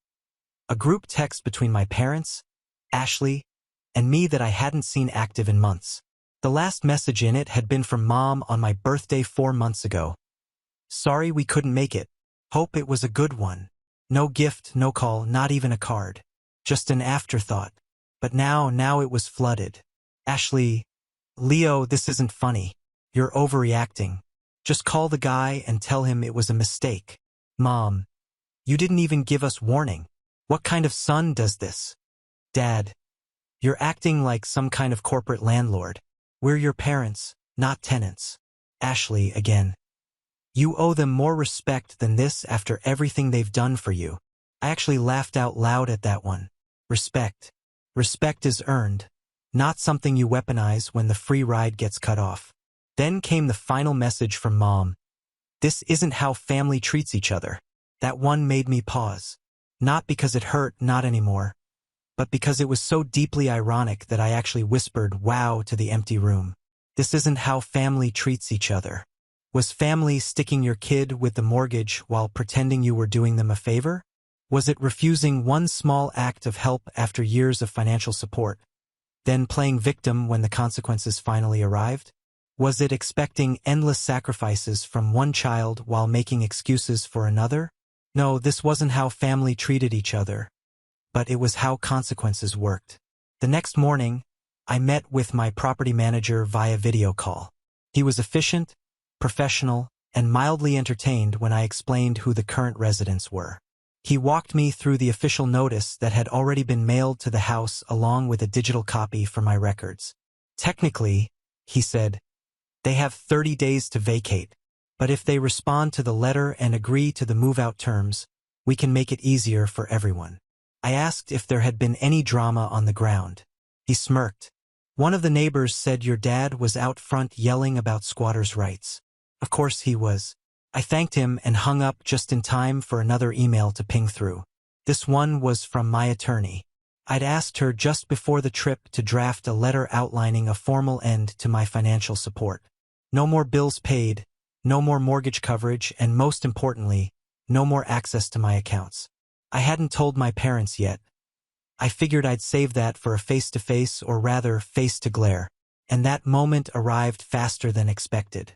2 days later, I landed back home, jet-lagged, tanned, and somehow 10 pounds lighter from shedding years of resentment. I pulled into my driveway, my actual home, not the one they'd leached from, and found someone already waiting on my porch. Ashley. She was pacing like a tiger in a cage, arms crossed, phone in one hand. The moment she saw me, she launched in. "You seriously need help." I raised a brow, dragging my suitcase up the stairs. "Nice to see you two." "They're freaking out, Leo. You couldn't have talked to them first." "I did," I said calmly. "You just weren't listening. This is insane. You can't just evict your own parents." I unlocked the door and held it open. "They're welcome to find another place. Same as anyone else." She followed me inside, still ranting, but I stopped her with one sentence.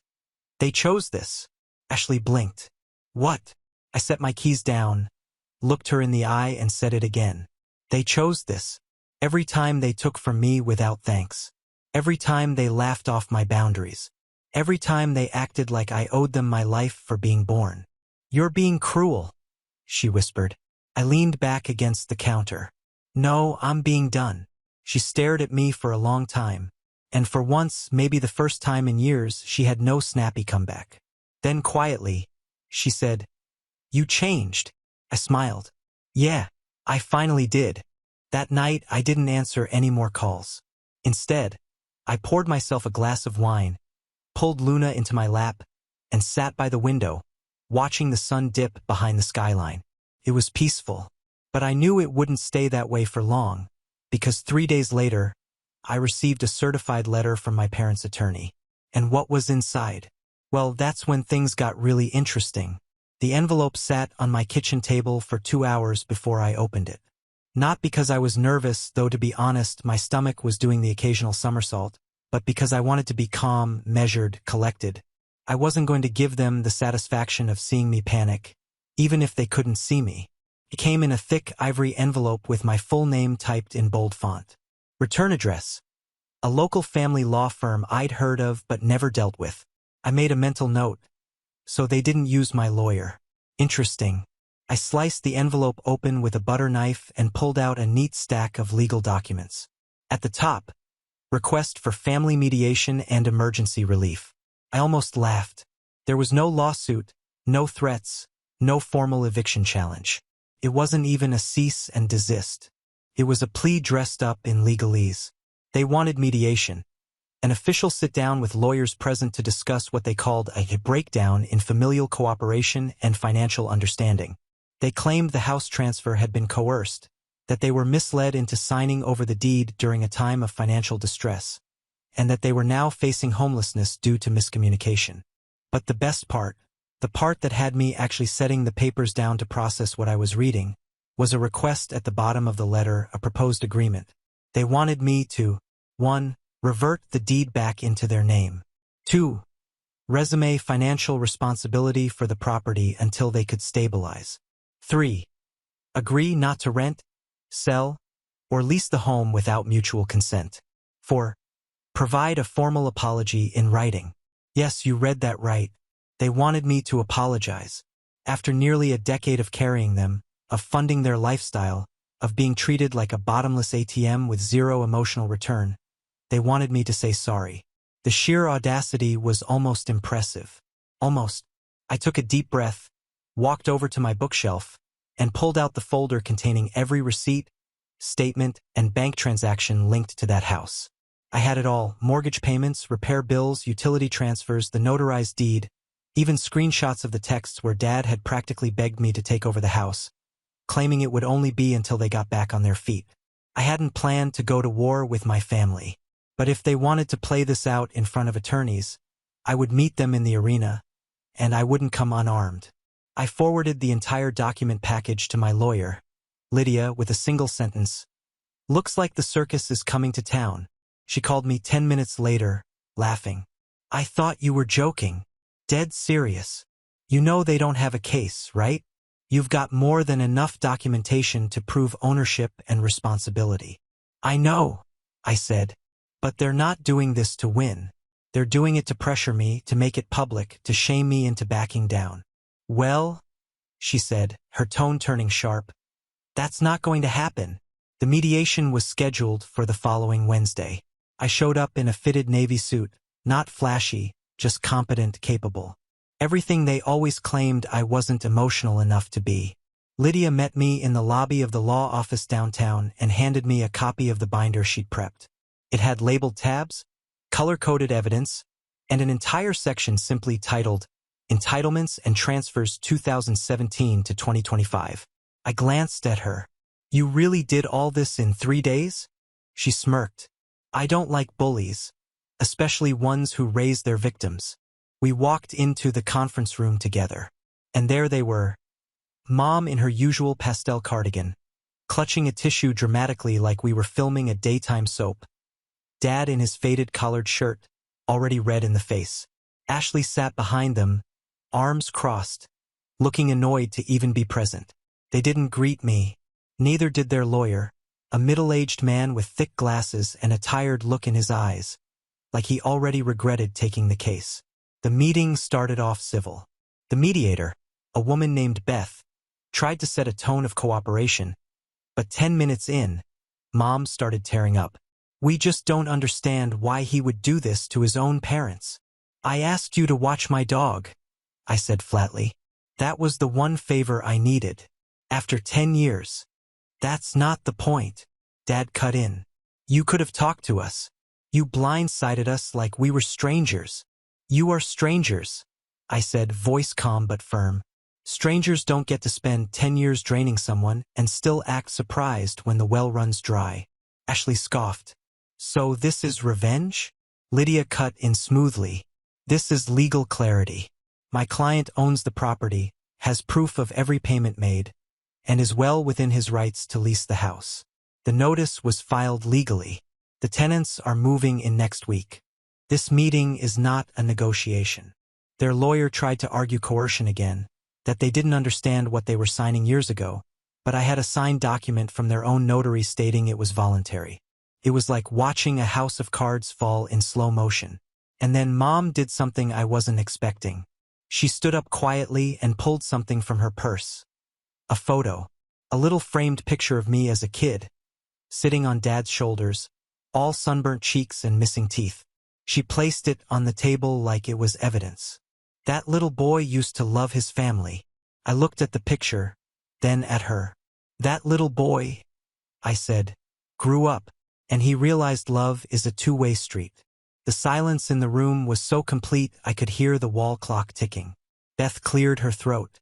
"Unless there are new facts to be presented, I believe this concludes the session." Mom didn't cry this time. She just stared at me as if waiting for me to crack, to change my mind, to be the son they imagined. I was the quiet little boy who said yes every time they asked, no matter how much it cost. But I didn't. I stood, packed my folder, and walked out. But as Lydia and I stepped into the elevator, I glanced over and noticed Ashley still sitting at the table. She was staring at the photo, and for the first time, I saw something in her face that surprised me. Not anger, not annoyance, guilt. And that's when I realized maybe, just maybe, I wasn't the only one who had finally grown up.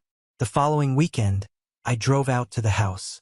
It felt strange pulling into the driveway, like I was visiting someone else's home. The lawn was overgrown, patches of crabgrass choking what had once been Mom's prized flower beds.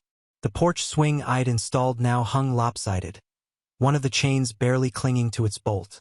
It was like the house had decided to match the people living inside. Neglected, entitled, and slowly falling apart. I parked and stepped out. The moving truck was already there, engine idling at the curb. A pair of movers leaned against the side, sipping coffee and checking their phones. One of them nodded to me. "You're Leo." I nodded. "All right, they've been stalling. Told us to wait until you arrived." I sighed. Of course they did. I walked up the front steps and knocked. There was no answer at first, just muffled voices behind the door. Then it swung open. Ashley stood there. No makeup, hair in a messy bun, dark circles under her eyes.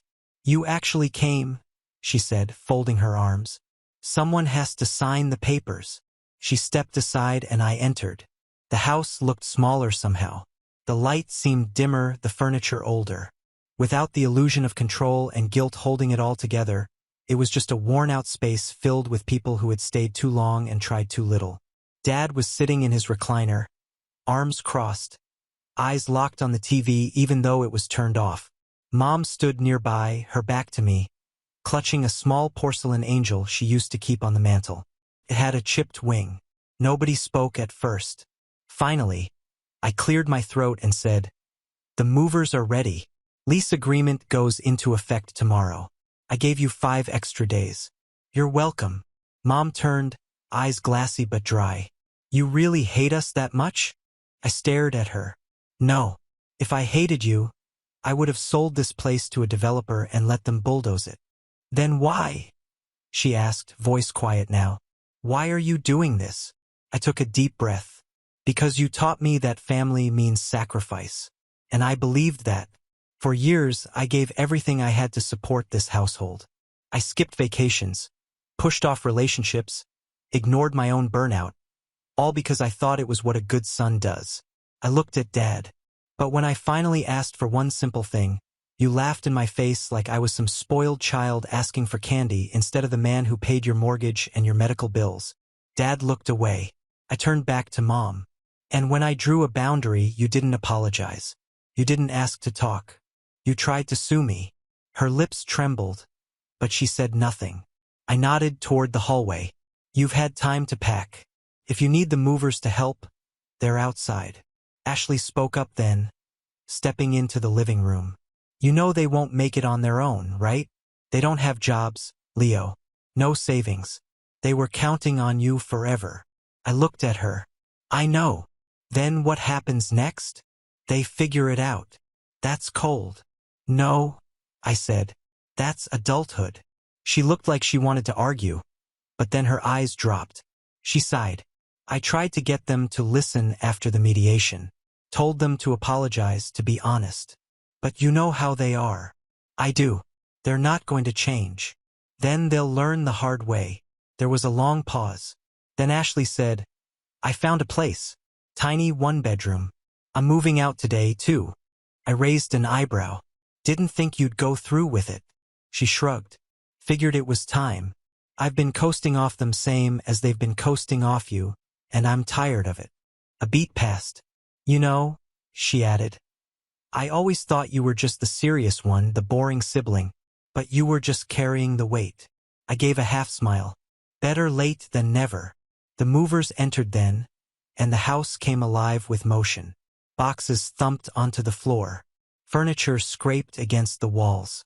Years of clutter and entitlement were finally being cleared out. As the couch was lifted through the door, Mom looked at me and said, Where are we even supposed to go? I didn't flinch. You'll figure it out.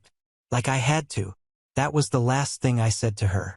3 hours later, the truck pulled away, carrying their belongings to whatever temporary place Ashley had managed to arrange for them. She told me it wasn't glamorous. A short-term rental outside town, but it had walls, heat, and just enough space for 2 people who needed to learn how to live within their means. As for the house, I stood alone in it for a while after they left. It was oddly quiet, peaceful, like it had finally exhaled after years of holding its breath. The next day, the new tenants arrived. A young couple in their early 30s, both teachers, pregnant with their first child. When I handed them the keys, the woman smiled and said, We'll take good care of it. I believed her. I drove home afterward to my real home, the one with Luna curled on the couch in silence that didn't feel heavy. I poured myself a drink, sat by the window, and opened a letter Ashley had slipped into my hand as she left. It read, Leo, I know I don't deserve your trust or your forgiveness, but I wanted you to know that watching you stand up for yourself made me realize how much I've been hiding from my own life. You didn't destroy the family. You just stopped letting it destroy you. Thank you for that, Ash. I folded the letter and slid it into the back of my bookshelf next to the deed. Not as evidence, but as closure. For the first time in my life, I wasn't the backup plan. I wasn't the fixer. I wasn't the safety net. I was just a man who'd finally reclaimed his peace. And this time, I wasn't giving it up. Now on to the next story. Story 6. I came home for Christmas, but my spot at the table was gone. We're doing immediate family only, Mom said while setting a plate for my sister's fiancé. I left and quietly ended the rent transfers and loan payments. At 8:20 a.m., 32 angry messages, all in capital letters, and 40 minutes later, a loud knock on the door. This was the saddest Christmas. Not because something tragic happened, not because I was stranded or sick or heartbroken, but because I drove 20 minutes through the snow back to the house I grew up in, thinking I still had a place at the table, and I didn't. We all live in Buffalo. Snow is just a part of life here. You don't cancel plans over it. You bundle up, scrape the ice off your windshield, and you go. I grew up learning how to brake before turns and how to steer into a skid before I even had my permit. So when I loaded up my car with gifts, wine, and a pie early on Christmas Eve. I wasn't worried about the snow. I was worried about how things had felt lately. Tense, distant, not overtly hostile, just off. But it was Christmas. You don't skip Christmas. And I tried, I really had. I helped Rachel cover her car loan earlier that year when her hours got cut.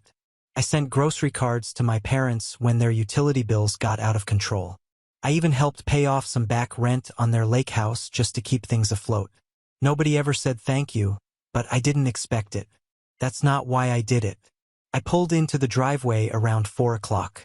Everything looked normal. Lights glowing from the front window, wreath on the door, the smell of cinnamon and cloves drifting out when I stepped inside. I brought in 2 large bags of presents and a pie I'd stayed up late baking the night before. The living room was warm, filled with voices and music. Rachel waved at me. Brett gave me a casual nod. I asked Mom if she wanted help setting the table. She barely glanced up. "We're doing immediate family only this year," she said. She said it like she was mentioning the weather. No explanation, no apology. I stood there for a second thinking maybe she'd made a mistake, but then she turned and placed a plate at the end of the table for Brett, Rachel's fiancé of 8 months who doesn't even live in Buffalo, the one who called us a low-key family, and once told me I seemed like I work too much. I looked at the table. 6 settings. Mom, Dad, Rachel, Brett, my uncle and his girlfriend. That was it. No extra plate, no folding chair in the corner, no space for me. Rachel stepped over and said it wasn't her decision, that she didn't know they were doing things that way. Then she said we could do our own Christmas tomorrow, just the 2 of us. But she didn't look like she meant it. I didn't argue. I didn't cry or demand answers. I just picked up the bags I brought in, turned around, and walked out. They let me. I sat in my car for a while down the street, watching the lights through the falling snow. I'd spent half my paycheck this month on those gifts. I bought my dad a new drill he'd been eyeing for months. I got Mom a new purse to replace the one with the broken zipper. I even asked Rachel for Brett's favorite authors just to make sure I picked a book he'd like. I drove home, parked outside my apartment, and sat in silence for a long time. I couldn't figure out what hurt more, that they didn't want me there, or that they didn't think I'd mind. Around midnight, I opened my laptop and started canceling everything. The $600 monthly rent help I was sending my parents? Gone. Rachel's car loan payments I'd been quietly covering since July? Over.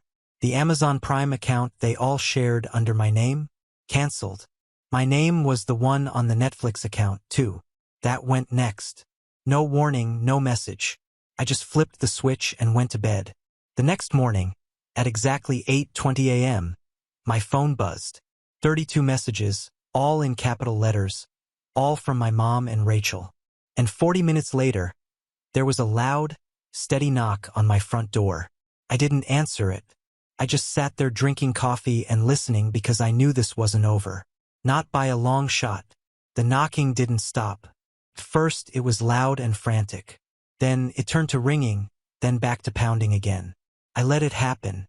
I wasn't ready to open the door, and honestly, I was curious how long they'd keep at it. My phone had already lit up with message after message, most from my mom and Rachel, a few from my dad that looked like they were written under pressure, short, clipped sentences that didn't sound like him. I didn't open any of them, but I read the previews as they flashed across the screen. Pinito, this is childish. Why are you acting like this? Are you seriously doing this over one dinner? You're being cruel. Stop being cheap. Rachel needs your help. We're family. It was like they were throwing everything they could think of at me, hoping one angle would work. Guilt, obligation, shame, emotional blackmail. Nothing new. When I finally opened the door, they were both standing there. No coats. It was snowing lightly, and they looked cold, but neither seemed to care. My mom looked furious. Rachel looked exhausted, like she'd been up all night figuring out what to say. Mom spoke first, skipping right over any greeting. She asked what I had done, why the money wasn't going through, why her grocery card was suddenly declined, and why Rachel couldn't make her car payment. She said I was overreacting and blowing things out of proportion. I asked her what she thought I was reacting to. She said, "You weren't uninvited." It was just a smaller dinner. I reminded her that Brett, who they've known less than a year, had a plate. She didn't even try to deny it. She just crossed her arms and said, "Well, he's part of Rachel's future. We didn't think you'd make a big deal out of it." Then she said the part that stuck with me most. "It's your responsibility to support this family. You have no husband, no kids, and you make good money. Rachel's starting a life. She needs help more than you do." Rachel didn't jump in. She didn't deny it or apologize. She just stood there quietly like she agreed but didn't want to be the one to say it out loud. That's when I realized something. My place in this family had turned into a utility account. I was the one they tapped when things got tough, the one expected to absorb the stress, handle the problems, and do it quietly because I had less to lose. I told them both that things were going to be different now, that I wasn't going to keep pouring time, money, and energy into people who didn't see me as more than a resource. I said I hoped Brett could carry the weight I'd been holding up all year. They stood there for a while after that, going back and forth between pleading and guilt-tripping. Mom asked if I was really going to let this ruin the holidays. Rachel said we shouldn't carry this kind of bitterness into the new year, that it wasn't healthy. But it wasn't bitterness. It was clarity. Eventually, I told them I needed them to leave, that this wasn't a negotiation. They left. Later that night, I sat in silence in my living room, the same lemon pie still on the counter, unopened. I didn't turn on the TV. I didn't check my phone. I just sat there processing everything. New Year's Eve came and I spent it alone. I didn't feel festive. I didn't even feel angry, just sad. Not the sharp kind, but the dull, heavy kind that sits in your chest and doesn't go anywhere. I didn't expect to feel that empty. I thought cutting them off would bring relief. Instead, it just brought silence. But that silence didn't last long because a few days later, I got a message I never expected. Not from my parents, not from Rachel, but from Brett. And what he sent changed everything. The message came on January 3rd. As I was getting used to the silence, I had spent the last few days trying to move on. I deleted old texts, cleared out group photos from my camera roll, and boxed up the leftover Christmas gifts. The lemon pie went uneaten. I threw it out on New Year's Day. Then Brett's message popped up. No greeting, no lead-up. "I don't know if I should be sending this, but I think you deserve to hear it." Attached was a single audio file. No context. I stared at it for a while. Honestly, I almost deleted it without listening. I was tired. I didn't need another reminder of how unwanted I'd felt sitting in my car outside their house, while they carved up ham and passed plates around a table I used to belong to. But curiosity got the better of me, or maybe hope, the dangerous kind that lingers even when you know better. So I played it. The first few seconds were just background noise. Clinking cutlery, low voices, Christmas music faint in the background. It was the sound of a dinner I wasn't invited to. I recognized every voice immediately.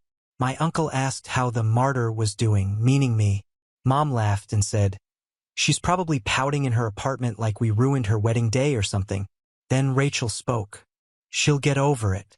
She always does. She needs time to feel like a victim. I'll be nice to her in a few weeks, just until she starts sending money again." Someone chuckled. Then my dad, quieter than the rest, said, "At least now we can enjoy a holiday without one of her lectures." Another voice, I couldn't tell who, said something about me always trying to prove I'm better, that I dress like I'm showing up to a job interview, that I give gifts like I'm being graded. They were all laughing except one voice that stood out halfway through the recording. Brett. He didn't laugh. He didn't play along. In fact, he sounded uncomfortable. At one point, after Rachel joked again about pretending to be the good sister to get the rent help back, Brett said, "You know, she can probably hear all of this through the door, right?" The table went quiet. That was the last thing on the recording. I didn't cry.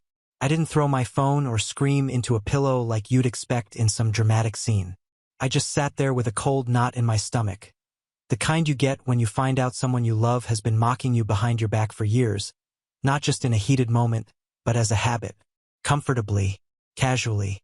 Brett sent another message after the audio. "I'm sorry. I didn't know they talked about you like that. I recorded it because it felt wrong. I didn't think they'd be like that to your face, but then I realized they probably are. Just quieter." I told Rachel afterward that what she said was messed up. We argued. I moved out of the house after New Year's. It's been awkward ever since. I didn't reply, not right away. I didn't know what to say. He didn't have to send that recording. He could have kept quiet and just played neutral. He didn't. And even if I didn't fully trust his motives yet, that moment told me he was, at the very least, a human being with a conscience, which was more than I could say for the rest of them. Over the next few days, I went further than I thought I would. I removed them as emergency contacts, blocked them from viewing my calendar and location sharing. I deleted them from my shared Amazon account, changed my streaming passwords, and removed access to anything I'd once set up for convenience. The final straw came a few days later when Rachel messaged me. No apology, no reference to anything that had happened. Just one line, "Hey, can you turn the rent payments back on? We're a little behind." That was it. No, how are you? No, I'm sorry for what I said. Just a direct request like I was some customer service department she needed help from. I stared at the message for a full minute, then closed the app and deleted the thread. I never replied. I don't know if she realized I'd heard the recording. Maybe she thought I was just having a prolonged tantrum. Maybe she didn't care either way. Either way, that was the last I heard from her. But I wasn't prepared for what happened next because less than 2 weeks later, I got a voicemail from my dad. His voice was shaking, saying something had happened at the house, that the kitchen was gone, that they needed help. And I knew exactly what I was going to say. The voicemail came mid-morning on a Wednesday, January 17th. The number wasn't saved in my phone, but I recognized the voice the second I hit play. It was my dad. He sounded tired, not the usual passive-aggressive tired I was used to. This was real, panicked, like he was trying not to let it show. He said there had been a fire in the kitchen a couple nights before. An electrical issue. The stove shorted out and caught the wall behind it. Flames spread fast. The fire department showed up in time to stop it from taking the house. But the kitchen was trashed. Smoke damage, water damage, cabinets blackened, wiring fried. They couldn't cook, couldn't stay there long-term, and insurance was being difficult. Then he said it, the words I'd been expecting since Christmas. "We don't know who else to ask, Trish. Just help us get through the month, please." I sat with that message for a full day. By now, I knew they weren't struggling the way they pretended to be. Not entirely. Rachel had just posted a photo with her new baby. A used Jeep Grand Cherokee with a red bow still on the hood, captioned, "New Year, New Start." She had Brett take the picture. I saw him tagged in it. New start? I guess that didn't include telling your landlord you'd be short on rent. The next morning, I drove over. Not out of guilt. I wanted to see it for myself. The neighborhood looked the same, just grayer under all the snow. The front yard was buried, their Christmas decorations still sagging in the cold. No one had taken them down. Mom opened the door. She was in a thick sweater, and she didn't say anything right away. She just looked surprised, then hopeful. I walked in. The kitchen was exactly how I imagined. Scorched wall, broken cabinets. The ceiling above it stained dark gray. You could still smell it. That acrid, wet, burned plastic smell that sinks into everything. Rachel was on the stairs scrolling through her phone. She looked up when she saw me and gave a short, awkward smile. She was wearing one of my old hoodies, a gray one with paint stains on the sleeve from the time I helped repaint the back deck. I didn't say anything about it. Brett wasn't there. I didn't ask where he was. My mom started talking quickly, saying how everything went wrong so fast, how stressful it had been, how they were barely holding things together. She said they didn't want to come to me, but I was always the one who knew how to handle things. It was almost funny. After everything, they still thought flattery would work. I handed her a white envelope. She opened it while I stood there. Inside was a crisp $50 bill, just one. She looked at it like it might be a mistake. Then she looked at me. I said, "You had no problem buying a car last week." Rachel stood up, suddenly defensive. She said the Jeep was used, that she needed it for work, that it was a good deal. My mom cut in, asking if I really thought $50 was going to help anyone right now. I said, "No, I just figured that's how much my spot at the table was worth." Then I walked out. They didn't follow me this time. I got back into my car and drove home through the same snow-covered streets I'd driven through on Christmas Eve. But this time, there was no weight in my chest, no sting in my throat. I felt lighter. I blocked them that night, not out of spite, just to stop the bleeding. No more texts, no more calls, no more questions about why I was making it so hard to move forward. They must have gotten the message because I never heard from them again. Not from Mom, not from Dad. Rachel unfollowed me. I noticed they all quietly removed me from the few remaining shared apps and accounts. I guess they finally realized I wasn't going to turn the money back on. And just like that, I was out. No dramatic goodbye, no closing conversation, just silence. But it didn't last because 2 weeks later, on a Friday night in early February, someone knocked on my door. I looked through the peephole. It was Brett, alone, holding a duffel bag.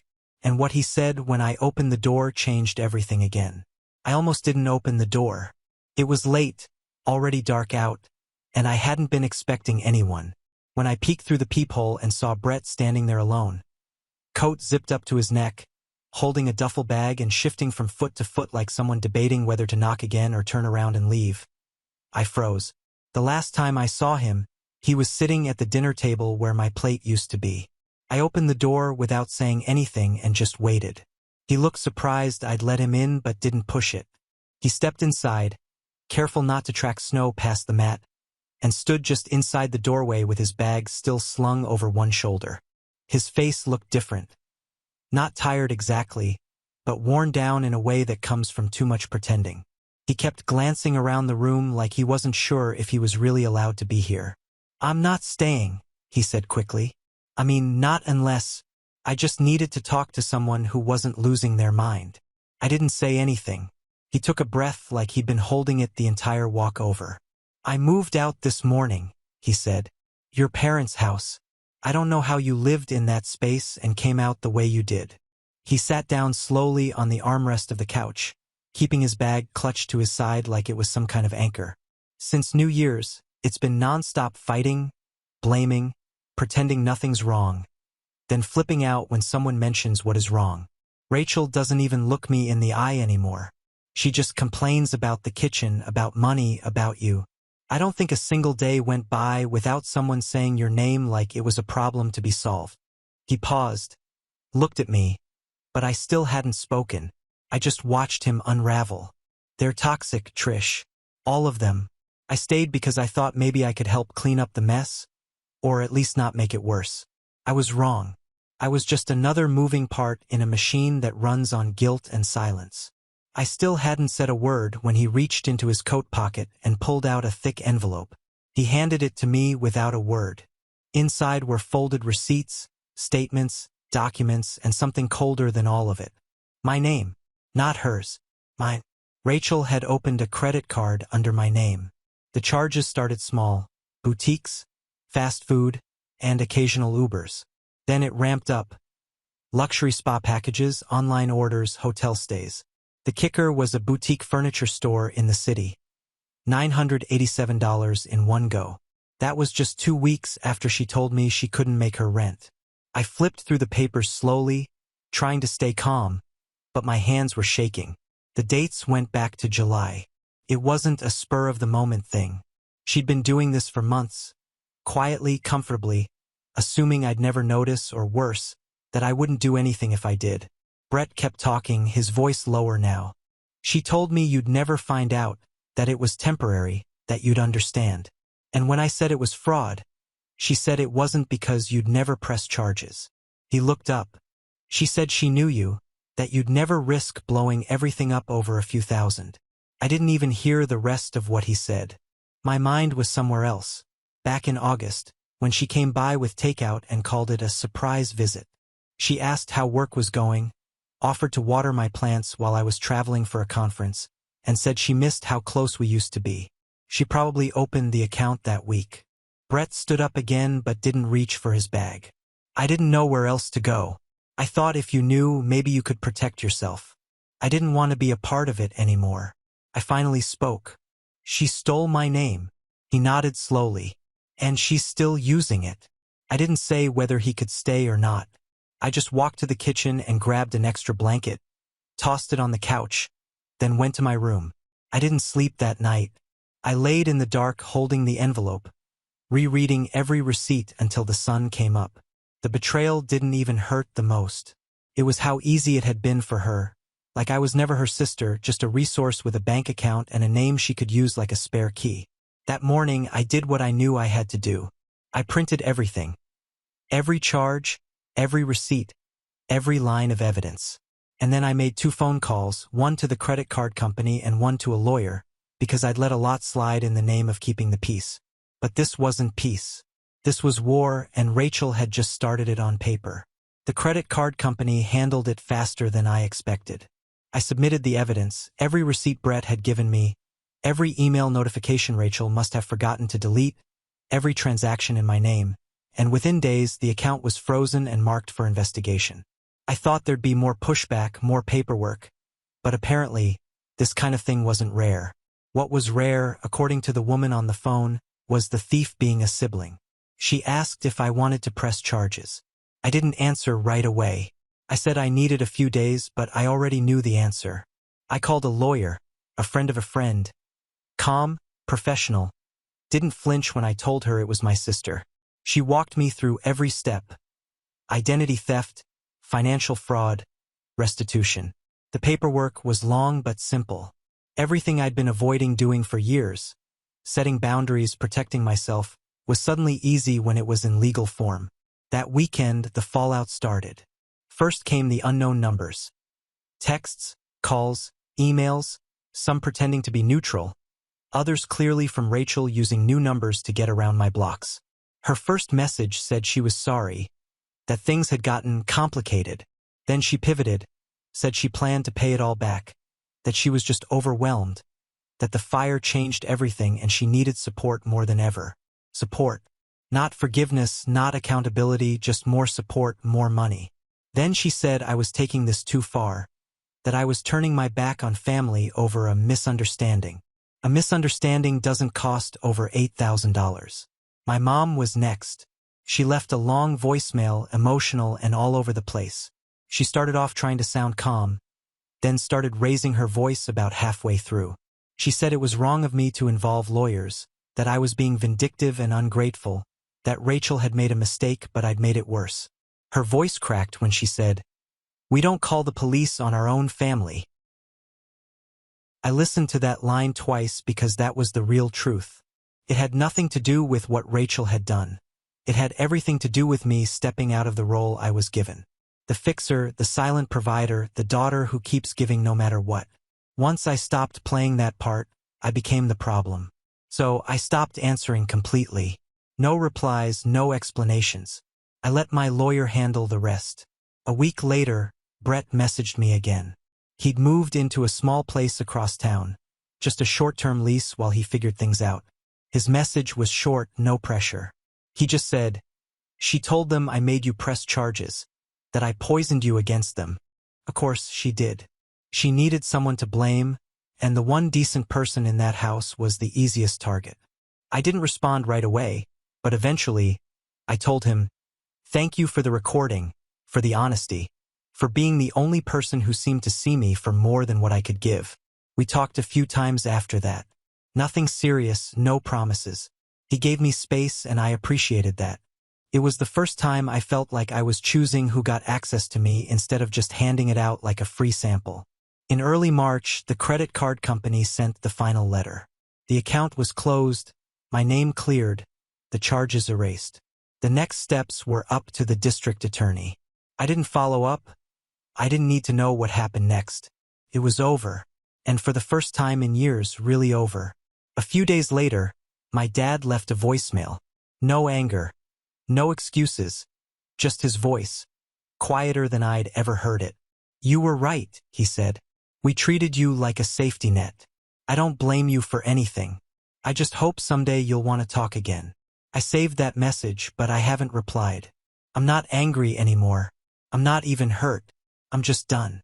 Rachel still has her Jeep. My parents are still trying to rebuild their kitchen. Maybe someday they'll all patch things up between each other, or maybe they'll find someone else to lean on. Either way, I won't be there. This started out as the saddest Christmas of my life, But it also became the moment I stopped shrinking myself to keep the peace. I used to think walking away from family was the worst thing you could do. Now I know staying and letting them destroy you slowly is worse. So I walked away and I didn't look. Now on to the next story. Story 7. Mother-in-law dictated her rules in my house. You will do everything I say because I am smarter, and you're a loser, she said. I smiled and kicked her out 2 days later. You will do everything I say because I am smarter and you are a loser. My mother-in-law, Margaret, sat at the head of my dining room table as if she owned the place. In her mind, she probably did. My wife, Emily, sat next to her, smiling into her wine glass. It wasn't the first time I'd heard this kind of talk, but something about tonight felt different. Maybe it was the way she said it, like a final statement, like she really believed I would never fight back. For 4 years, my mother-in-law had lived under my roof, dictating her own rules. She criticized the way I lived, the way I worked, even the way I breathed. She never missed an opportunity to remind me that her daughter deserved better. Someone richer, more ambitious. Someone who wasn't me. I had a steady job, a respectable one. I paid my share of the bills, but it wasn't enough. Emily wanted more. She wanted a lavish lifestyle, $1 million business she didn't have to work for. She wanted vacations, designer clothes, and expensive jewelry. Things she thought a husband should provide. My work didn't impress her. My consistency didn't impress her. And thanks to Margaret whispering in her ear every day, my wife had long since stopped pretending to respect me. Margaret had even gone so far as to threaten me, saying that if I didn't step up, she would make sure Emily found someone who would. She had her sights set on Brian, our neighbor, a single businessman with money to throw around. She made it clear that Emily would be better off with him. I never argued. I never fought back. I just kept quiet until tonight. Margaret took another sip of wine and grinned. It's about time you did something useful, Richard. Get a real job. One that can fully support my daughter, so she doesn't have to waste her life splitting bills like some common woman. And while you're at it, buy me that car I've been looking at. $15,000. No big deal if you weren't such a loser. Emily laughed like it was the most sensible thing in the world. She didn't even look at me. She just swirled her wine and waited for my reaction. I exhaled slowly. Then, for the first time in years, I smiled a real, genuine smile. Pack your things, I said, pushing back my chair. The room fell silent. Margaret blinked. Emily frowned. What did you just say? My wife asked. I kept my voice calm. I said pack your things. You're leaving. Both of you. Margaret scoffed and shook her head. Don't be ridiculous. I slammed my hand down on the table so hard the dishes rattled. Now! Emily flinched. Margaret's face contorted in disbelief. You wouldn't dare, she hissed. I stood up. I could feel the years of pent-up resentment boiling to the surface. My hands clenched into fists at my sides. For a brief moment, I actually thought about hitting her, but I stopped myself. Instead, I did something worse. I told her the truth. You are a miserable, controlling, selfish woman who has done nothing but make my life hell since you set foot in this house. You're a parasite. You've poisoned your own daughter into thinking she's entitled to a life she doesn't deserve. And the worst part? She actually believes you. You have no place in my house anymore. Margaret's face fell, her eyes watering. You ungrateful. I don't care. I cut her off. Then I turned to Emily. You want to live with your mother? Go. You want a husband who will throw money at your every whim while you sit around and do nothing? Go find one. But it won't be me. Emily stared at me, stunned. She had no words. The next morning, Margaret was gone. But Emily stayed. She didn't speak to me for 2 days. When she finally did, she had a lot to say, and that's when the real war started. For 2 days, Emily didn't say a word to me. She walked around the house like a ghost, arms folded, eyes cold. I wasn't sure if she was processing what had happened or just waiting for me to break. Maybe she thought I'd apologize. Maybe she thought I'd beg her to stay. But I didn't back down. Margaret was gone. I hadn't asked where she'd gone, and I didn't care. The house felt lighter without her constant nagging, without the weight of her judgment hanging over me. I slept better those 2 days than I had in years. I went to work, came home, and ate dinner in peace. Then, on the third day, Emily finally spoke. I can't believe you did this. I looked up from my laptop, barely acknowledging her. Did what? She scoffed. Don't play dumb, Richard. You kicked my mother out. She had nowhere to go. Do you even care? She's a grown woman. She'll figure it out. Emily crossed her arms. You didn't even give me a say. You just threw her out like garbage. I closed my laptop and looked at her. Did you expect me to keep letting her treat me like garbage in my own house? Emily rolled her eyes. Oh, please. She was just being honest with you. She wanted you to be better for us. I laughed. Couldn't help it. She really believed that? She wanted me to buy her a car, Emily. Emily's expression didn't change. I stared at her, waiting for some sign of reason, some flicker of the woman I had married, but it wasn't there. Then she smiled. Well, it doesn't really matter, does it? You think you've won, but you haven't. My mom will be fine. I raised an eyebrow. What does that mean? She leaned against the counter, smiling as if she had a secret. She's staying with Brian.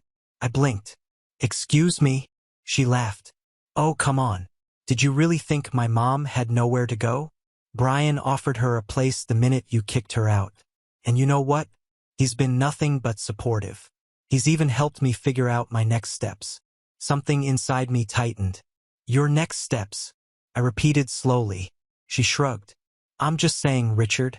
Brian actually listens to me. He understands what I deserve out of life. Unlike you. I clenched my jaw. Are you saying you're leaving? She tilted her head, pretending to think about it. Maybe, maybe not. But if I did, I wouldn't be alone for long. I exhaled through my nose. So that's it? You're just lining up your next husband before you even leave. Emily laughed. Oh, stop being so dramatic. I'm just keeping my options open. I nodded slowly, my hands gripping the edge of the table. I had put up with this for years.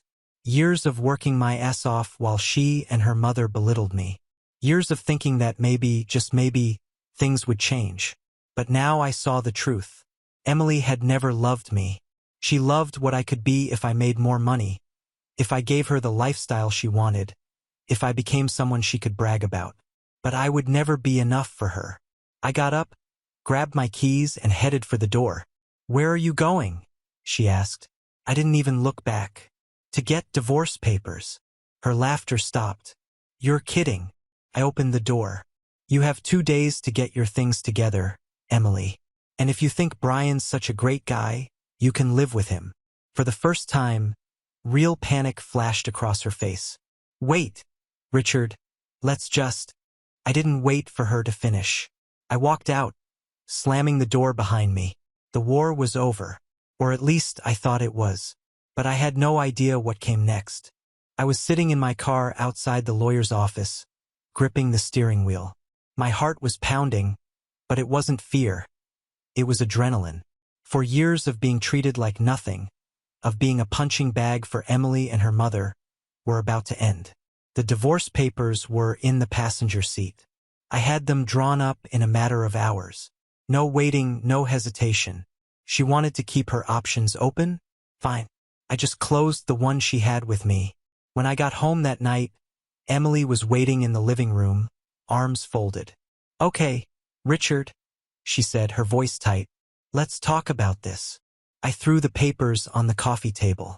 Nothing to talk about. Sign them. Her lips pressed together. You're being ridiculous. You're really going to throw away our marriage over a fight. I laughed. A real bitter laugh. One argument, Emily? This has been 4 years of your mother running this house, of you acting like I'm some kind of failure for working a normal job instead of making millions. You never respected me. I was just the guy who paid for your life while you waited for someone richer to come along. Her expression darkened. That's not true. Really? I crossed my arms. Then why is your mother already setting you up with Brian? She flinched, just a little. Yeah. I nodded. I know. You didn't deny it yesterday, and I can see in your face that you love having this backup plan. But I'm done being your safety net. Sign the papers and go live your dream life next door. Emily's eyes narrowed. You're going to regret this. No, I said calmly. I won't. She didn't sign it that night. Instead, she stormed upstairs and slammed the bedroom door. I spent the night on the couch. Not that I minded. The silence was a relief. The next morning, I awoke to find Emily had grabbed a suitcase and left. No note, no text. Just gone. I expected relief. I expected peace. Instead, I felt a strange tightness in my chest. Something wasn't right. And I was right to worry because 2 days later, I got a phone call from Brian. Richard, he said, his voice tense. I need to talk to you. I frowned. About what? There was a long pause, then he sighed. Just come over. I didn't know Brian anything, but my curiosity got the better of me. I went next door and knocked. He opened the door, looking exhausted. Then I saw them, Emily and Margaret, sitting in his living room. Emily looked smug. Margaret looked like she'd just won the lottery. Brian ran his hand over his face. They showed up 2 days ago. Said you kicked them out. I crossed my arms. I did. Margaret spoke first. Brian understands our value. He's a real man, not some pathetic little worker bee. I looked at Brian. His jaw was clenched. Something was wrong. Emily smiled. You're looking at my new home, Richard. Brian has been so kind to help me with the transition. I just nodded. Right? Well, that's great. Have a nice life. I turned to leave. Brian grabbed my arm. Wait. I raised an eyebrow. His voice dropped to a whisper. Get her out. I blinked. What? Brian glanced into the living room as if to make sure they couldn't hear. Then he pulled me outside and closed the door behind us. I made a mistake, he said. I let her stay for a few days, your wife, ex-wife. She said she needed time to sort things out. I didn't think much of it. He ran a hand through his hair. But man, these women are crazy. I grinned. Yeah, no kidding. He shook his head. Your mother-in-law is demanding things left and right. She's already talking about redecorating my house. Emily acts like this is her house now. She doesn't clean. She doesn't cook. She doesn't do anything but spend my money and tell me how to live. I let out a low whistle. Sounds familiar. Brian sighed. I tried to be nice. But when Margaret started talking about how I should buy her a car because it's a man's job to provide, he shook his head. I knew I screwed up. I crossed my arms. So, what do you want from me? He looked at me desperately. Help me get her out. I chuckled. Nah, not my problem. Richard, come on, man, The door burst open. Margaret stood there with her arms crossed. What's taking so long? Brian stiffened. Margaret, listen. She waved a hand. Oh, shut up. Real men talk. I saw something snap in Brian's eyes. Margaret turned to me. I knew you'd come crawling back. Can't handle life without Emily? Can you? I grinned. Oh no. I'm just here to enjoy the show. Margaret frowned. What show? I gestured to Brian. Tell her, buddy. Brian took a deep breath. Then he squared his shoulders. Margaret, Emily. Get out of my house. Emily shot to her feet. Excuse me? Brian's voice was steel. You heard me. Get out. Right now. Margaret's face turned red. You can't do that. We live here now. Brian let out a cold laugh. You think you can? This isn't your house. You were guests, but I'm done. Emily's face twisted in disbelief. But Brian, we need you. You said you wanted a partner. Someone to share your life with. I wanted a friend, not a financial burden. Emily's mouth dropped open. Brian pulled out his cell phone and tapped on the screen. I've already called the locksmith. The moment you leave, the locks will be changed. Margaret looked genuinely shocked. You wouldn't dare. Brian shrugged. You said it yourself, Margaret. Real men make the rules. I almost felt sorry for them. Almost. Emily turned to me, her expression desperate. Richard, please. I cut her off. I gave you a choice. You made it. Now live with it. She opened her mouth, but I turned and walked away. When I reached my front door, I heard Margaret screaming and Emily pleading. I went inside, locked my door, and let out a long breath. It was finally over. Or at least I thought it was. I finally felt free. For the first time in years, my house was mine. No insults, no demands, no one calling me a failure. I could wake up in peace, eat my meals without anyone judging me, and spend my evenings as I pleased. But peace doesn't last when you've pissed off the two most entitled women in the world. 3 days after Brian kicked them out, I came home from work to find them standing in my driveway. But they weren't alone. Margaret, Emily, and a policeman. I frowned as I pulled up and got out of the car. The officer looked at me, then at Margaret, who had a look of pure smugness on her face. "Richard," she called out, fake sweetness dripping from her voice. "We need to talk." I ignored her and looked at the officer. "Is there a problem, officer?" He sighed, clearly already tired of whatever nonsense they were spewing at him. "Sir, these women claim you illegally evicted them from this property." I blinked. "Excuse me?" Margaret jumped in, her voice shrill. "This is my daughter's home. Richard kicked us out with no notice, no legal paperwork, nothing. We have rights, you know?" I let out a short laugh. "You don't live here. Officer, this is my house." Margaret was never on the lease, and Emily left voluntarily. Emily stepped forward, her voice suddenly soft. "Baby, please. I didn't want to leave forever. I just needed space. But I'm back now. This is still my home." I turned to the officer. "Can I prove that they don't live here anymore?" He nodded. "If they're not listed on the lease or mortgage and they moved out voluntarily, then no eviction laws apply." I pulled out my phone and opened the security camera app. I pointed the screen at the officer and played the footage from the morning Emily had left, suitcase in hand. "There," I said. "That's her leaving on her own. And I can also get Brian to testify that they moved in with him right after that." The officer barely looked at her before turning back to me. "Sounds like you're in the clear, then." He turned to them. "Ladies, you have no right to be here unless you have a legal document proving your tenancy. I suggest you leave." Margaret's face fell. Emily's eyes went wide. "Wait, but I'm his wife. I have a right to be here." The officer looked at me. "Are you two still legally married?" I grinned and pulled the divorce papers out of my pocket. "Not for long. She refused to sign, but she's not living here while she drags her feet." Margaret lost it. "You monster. You're leaving my daughter because of a stupid little fight? Do you know how many men would kill to have a woman like her?" I shrugged. "Then she can go find one. Maybe Brian's still available." Emily's face twisted in anger. "I gave you everything, Richard." I raised an eyebrow. "Everything? You never even respected me. You treated me like a paycheck that wasn't big enough." Margaret stepped forward, shaking with anger. "You will regret this. You need us, Richard. You're nothing without us." I smiled.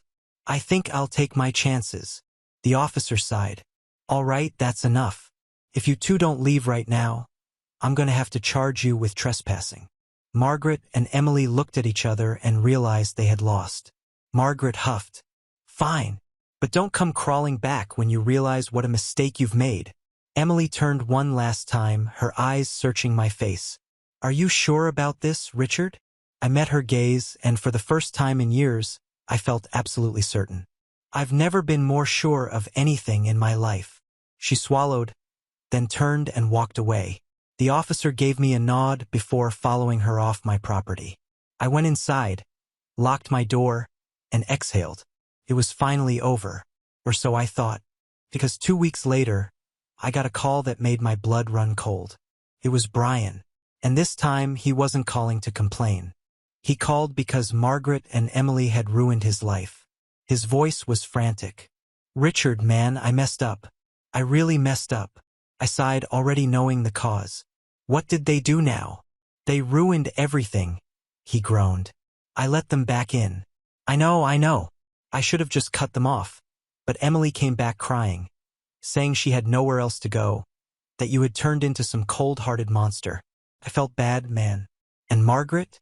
She played the victim perfectly. Said she was an old woman with nowhere to turn. I shook my head. "Let me guess. They didn't just stay for a couple of days. Oh, they moved in, he said bitterly. Within a week, they were treating my house like it was theirs. Margaret started redecorating without asking. Emily maxed out my credit cards. They refused to clean, refused to cook, and if I dared to complain, they called me selfish and ungrateful. I almost laughed. It was classic. And then, Brian continued, voice rising, Emily got comfortable. She started talking about our future together, about how I needed to take care of them properly. Then Margaret had the audacity to say I should put the house in Emily's name since I was so in love with her. I nearly choked. Are you serious? Oh, I wish I was kidding. I leaned back, smirking. So, what did you do? Brian let out a dark laugh. I evicted them. That made me sit up. Wait, legally? Yep, he said, satisfaction clear in his voice. I realized if I let them stay any longer, I'd lose everything. So I talked to a lawyer. Turns out, in my state, if they stay past a certain number of days, they can claim tenant rights. So I had to do it fast. I whistled. And today was the deadline, Brian said. I had them served with a formal eviction notice. They lost their minds. Margaret called me every name in the book, screamed that I was a disgrace to men. Emily tried to pull the poor act, but I didn't fall for it this time. He sighed. This morning, they had to pack their bags and leave. I grinned. So, where are they now? That's the best part, Brian said, chuckling. Margaret has no money. She burned through her savings years ago. And Emily? She never worked a day in her life. They called everyone they knew begging for help, and no one wanted them.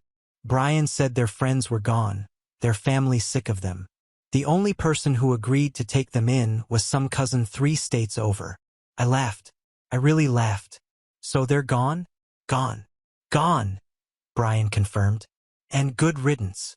I let out a breath I didn't realize I was holding. Margaret and Emily had spent years treating me like garbage, acting like they were untouchable.